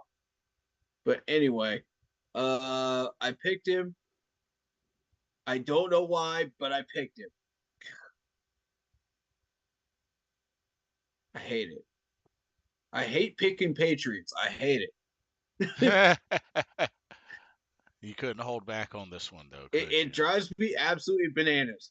But it's Joey Sly. Come on. All right, so Harrison Buckner solid kicker, absolutely on target all year long. Dude's never missed. He does not miss. I Fair. I I watched him during that Chiefs game. When we were playing the Chiefs, and I was like, this dude is never going to miss. Every single dang one of them went through. I was like, you. that whole game, and I have him on my fantasy team too. So I was just like, oh man, I'm in between a rock and a hard place here. I Uh need him to miss, but at the same time, I don't need oh. him to miss. So it pissed me off so bad. But yeah, I like Moody. I like Mr. Tucker. Mr. Tucker got my vote. Justin Tucker. Yeah. Yeah, absolutely. Mr. Justin Tucker. Um Bates gets an honorable mention. I like Bates. And of course I picked Eddie Pinero, Steady Eddie. Steady Eddie. Dude, best kicker in the league. Nobody's got a higher accuracy percentage right now. Nobody. Tucker was number two, and he passed him out last week. Uh huh. Interesting. So Carlos Santos, pretty solid kicker there. Doesn't miss many times. Um, let's see, and of course, I love Gano. I absolutely love Gano, but I don't love the fact that he's a giant. Understandable. Totally That's my understandable. second favorite kicker besides Eddie Pinero at this point. But I don't like it. He needs to go somewhere where he's more useful. But That's yeah, understandable. that's where I'm at with kickers.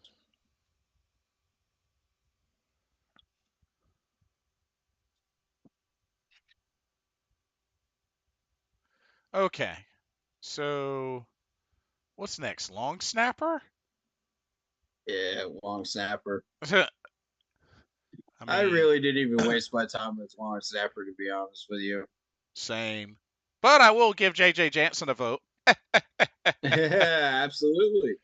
Well, he's the oldest long snapper in the league, isn't he? Probably. I think he is actually, because I haven't seen anybody that's been here that longer than him. Same. Um, well, Mm, shoot. I guess we might as well go to punter. yep, Uh, I mean, so there's only really a few punters that really stand out to me, to be honest with you. Townsend, of course. yep, yep. Uh, excuse me. Bless you. Thank you. Uh, Bortraquez. I mean, longest was an 84 yarder. Ooh, I Uh, forgot about him. so Hib. Good eye, good eye. Uh, Behringer. I mean, 75 yarder. I mean, I know he's a Patriot, but yeah. Uh, yeah. Uh,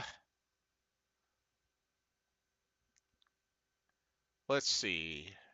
Oh, Cole from the Raiders. Recco from the Bengals. Yep. Mm-hmm. And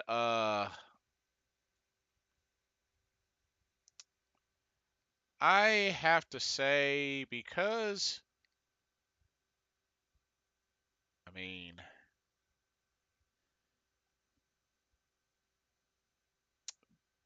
from the Jets, Morstead.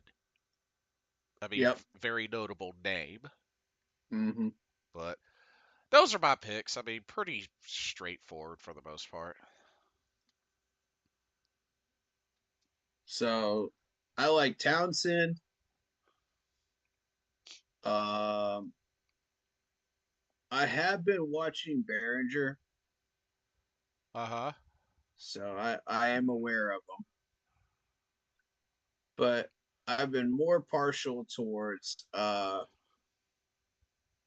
Cleveland Browns punter for Arquez, you Yeah, know, understandable. and Mr. Dixon.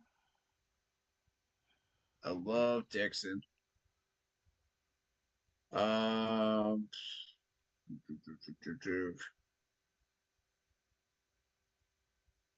Reckow from the Bengals, Cole from the Raiders, for obvious reasons. Right, right. Honorable mention Mr. Scott from the Chargers. I like that 67. But let's see. And obviously, I gotta go with the Johnny Heck. Fair, fair. Yeah. And I like the 74 long by way of Washington. That's interesting. But Morstead has my vote because he's been there longer. Fair. Honorable mention Stonehouse with the 75 long. And also Wheeling, the 74 long. That's pretty impressive. So respect to that. Right on, right All on. right. Return specialists. Return specialists. So this is Gonna be an rather interesting one. interesting. Um, I mean, he's up there, so I might as well. Like, whatever. Yeah. Raheem Black. Blackshear's had a lot of return yards, Yeah, actually. yeah, he's definitely got a lot of action. Um, so Raheem Blackshear, Turpin, especially with that Mm-hmm. kickoff average. Uh, Mm-hmm. Yep. Austin Eckler. Uh, gotta go at Laviska Shenault. Uh, Yeah. Carter from the Bears, and then finally Amir Smith Marset.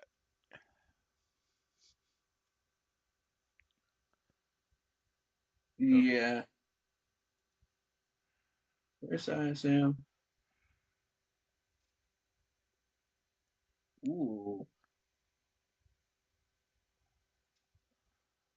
Actually, there he is. Yeah. Yeah. I should be picking ISM, actually. Yeah. You're right. You're absolutely right. I'm going to give him a vote right now. As a matter of fact. So I got Blackshear, obviously, kickoff returns. Numbers are through the roof.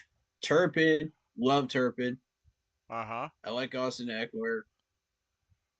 You know, everybody's just like, oh, Austin Eckler's not worth it anymore. He's not doing anything. Until you take a look at his return numbers,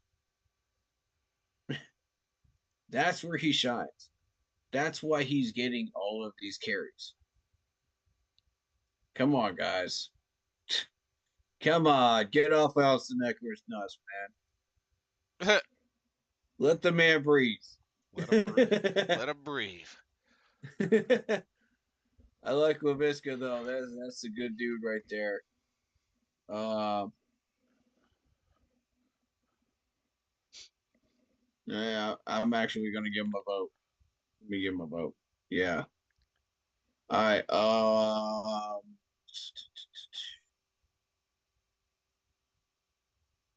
Let's see.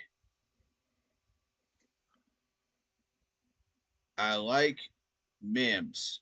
Mims has been solid. for Denver. ISM picked both of them.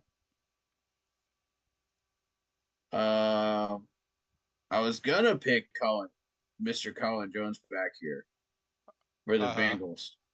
Ah. Wasn't he our special teams uh specialist Yep. captain? Yep. Oh, you got to be kidding me! Oh, you now you're making me. Mm-mm. Now you're making me pick, man. This is tough. There you go. This is tough now. Oh shoot! I can't. I gotta pick ISM though. Come on, man. Yeah, bump Marvin Mims.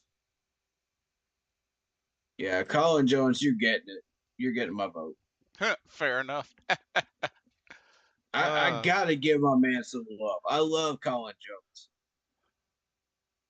Jones. Honorable mention, Mr. Hardman of the Kansas City Chiefs, and let's see.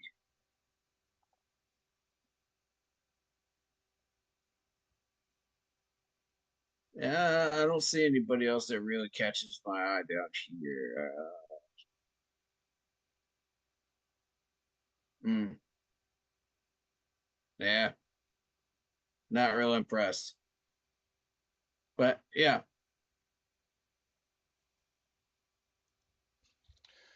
and then ISO special teamers. Yeah, and then yeah, special teamers.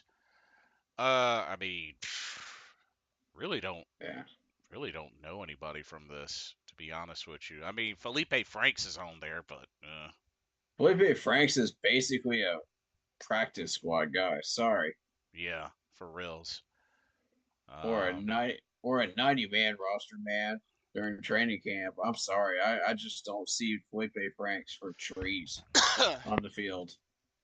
yeah, With all due respect, you know, and if he's welcome to prove me wrong. right. I would love for him to prove me wrong. Any of these players that I'm calling out, please do prove me wrong. Shut me up. Make me eat crow. Fair enough. But yeah, I really don't have nothing on this list, to be honest with you. I've got Reeves from Washington. I've got I've got the Vikings. No, I mean the Lions Becky. I've got the Eagles Ringo.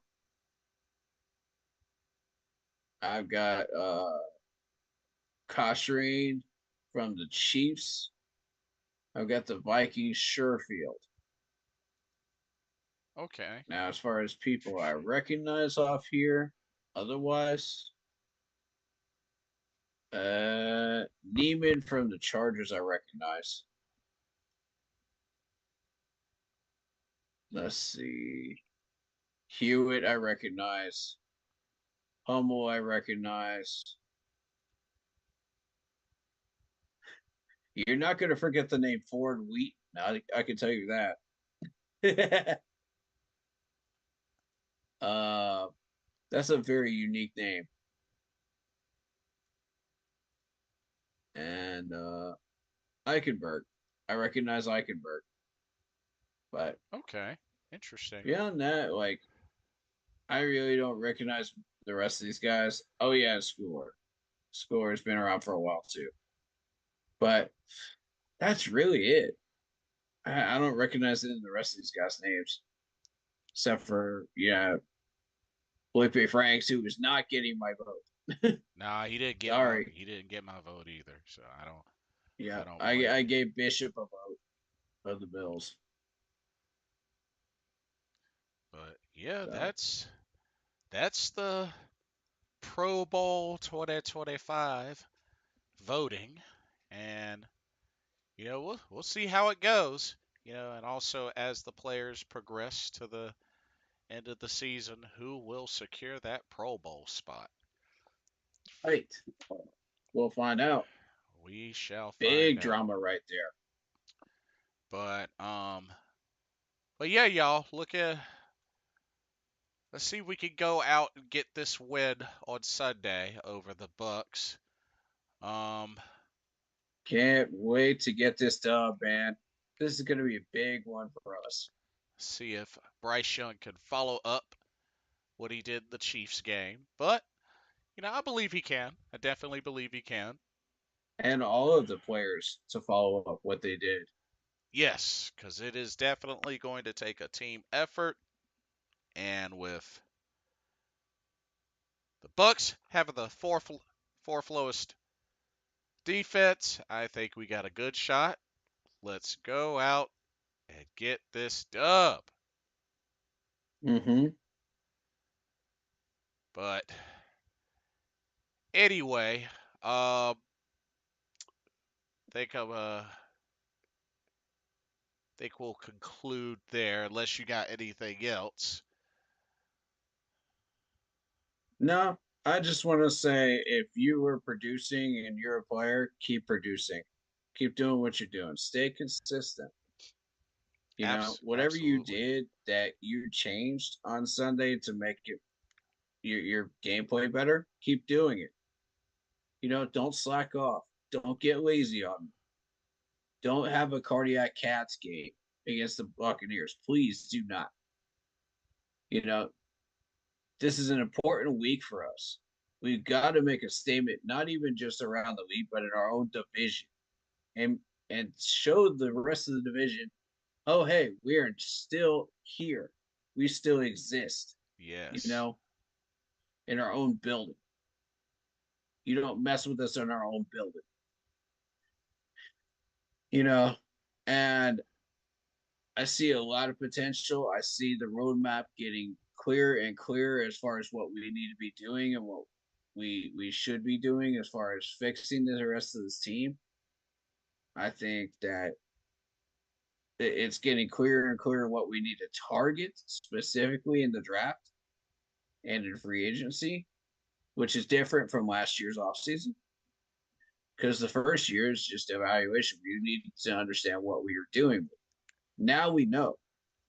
Uh Now huh. we've seen the benchmarker. Now we know what to look for and what we need to do. So, um, me and the team have already started working on it, along with Blitz here, and we're going to come up with a list of players that we're going to evaluate.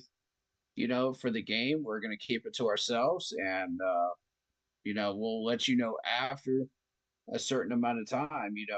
Did these players fit the evaluation process that we wanted? And if they did not, throw them up on the list and let's get them upgraded. You know, but if they did, we'll let you know that too.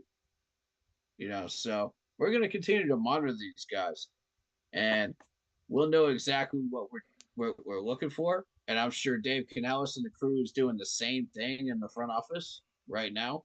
Yes. So that we're doing. So I'm excited, because the process is starting to come to fruition a little bit. You're starting to finally see a little bit of the results and a little bit of the sunlight. You know, stay hopeful, stay happy, man, because the future is starting to look bright in Carolina. We're starting to see the end of the tunnel, folks, and it's Indeed. looking beautiful. So get on the train while you can. I'm trying to tell y'all, get on the train. JC Horn's right, because you don't want to get left behind. Don't get Definitely don't. don't get left behind. This team is moving, and I'm telling you, you are going to regret it if you don't jump on here. We may not be looking like a champion this year, but I'm telling you, next year, if we settle for anything less than 500, I'm questioning Dave Canales myself, because there is no way. that we should be settling after this next offseason. No way. Right, right. Yeah. Be patient. Work with him, Mr. Tapper. Do not get involved. Just keep doing what you're doing. Stay out of the way. Let the man do his job. Let Indeed. Dave and Dan do their jobs because it's working. You're starting to see results.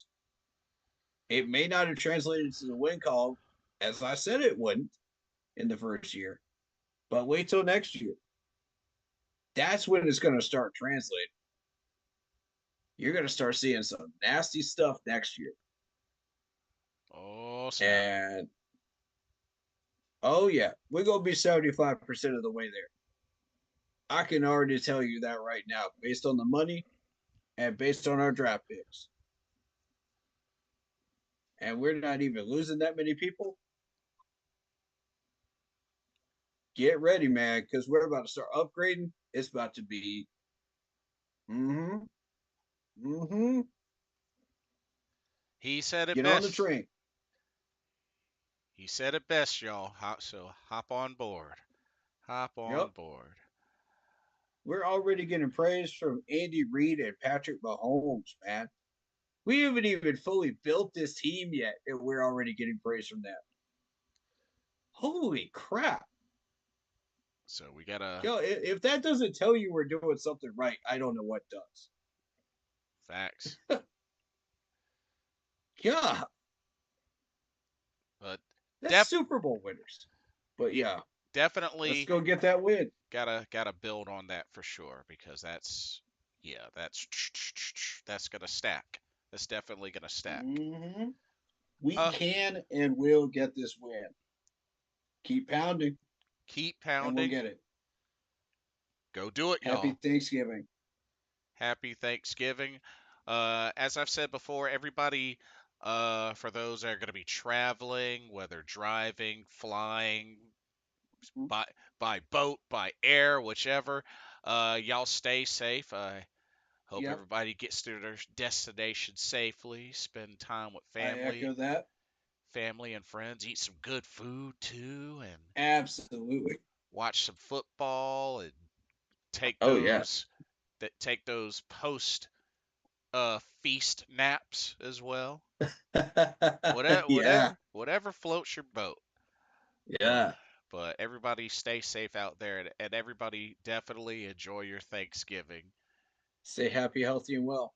Indeed. Corey, go ahead and plug in your socials. You can find me at Keep Pounding 3869 on YouTube. Just search that in the search bar on YouTube, whether you be on the app or online. And Facebook group page, Keep Pounding. That is the Facebook group page. Make sure you get that right. Because I've had some people say that they were confused on that. So it's the group page. Uh, for in-game posts, polls, opinions, and reactions to NFL news, such as scheduling and the Yahoo Sports Fantasy Football League, courtesy of the Yahoo Sports app. Nice, nice. And like I said, y'all, keep pounding. No matter what, we're gonna get through this. It will get better, but stay the course, y'all. Stay the course. Stay the course. Do not derail. And looking forward to getting this win and hopefully start potentially another win streak. But we will see. We shall see. Mm-hmm. Want to thank everybody for coming out and chatting on my channel, Corey's channel. Thank y'all so Shout out much. David Fields. Appreciate you and everybody else viewing on my Indeed. channel. Indeed. This was really good. But gonna get ready to get energized for the Thanksgiving festivities. But everybody, stay safe. Enjoy your Thanksgiving. From myself, Blitzball Champ, and Keep pounding. We will see y'all in the next video, live stream, post game, all of the above. Look forward to it. We will see y'all next time. Good night, everybody.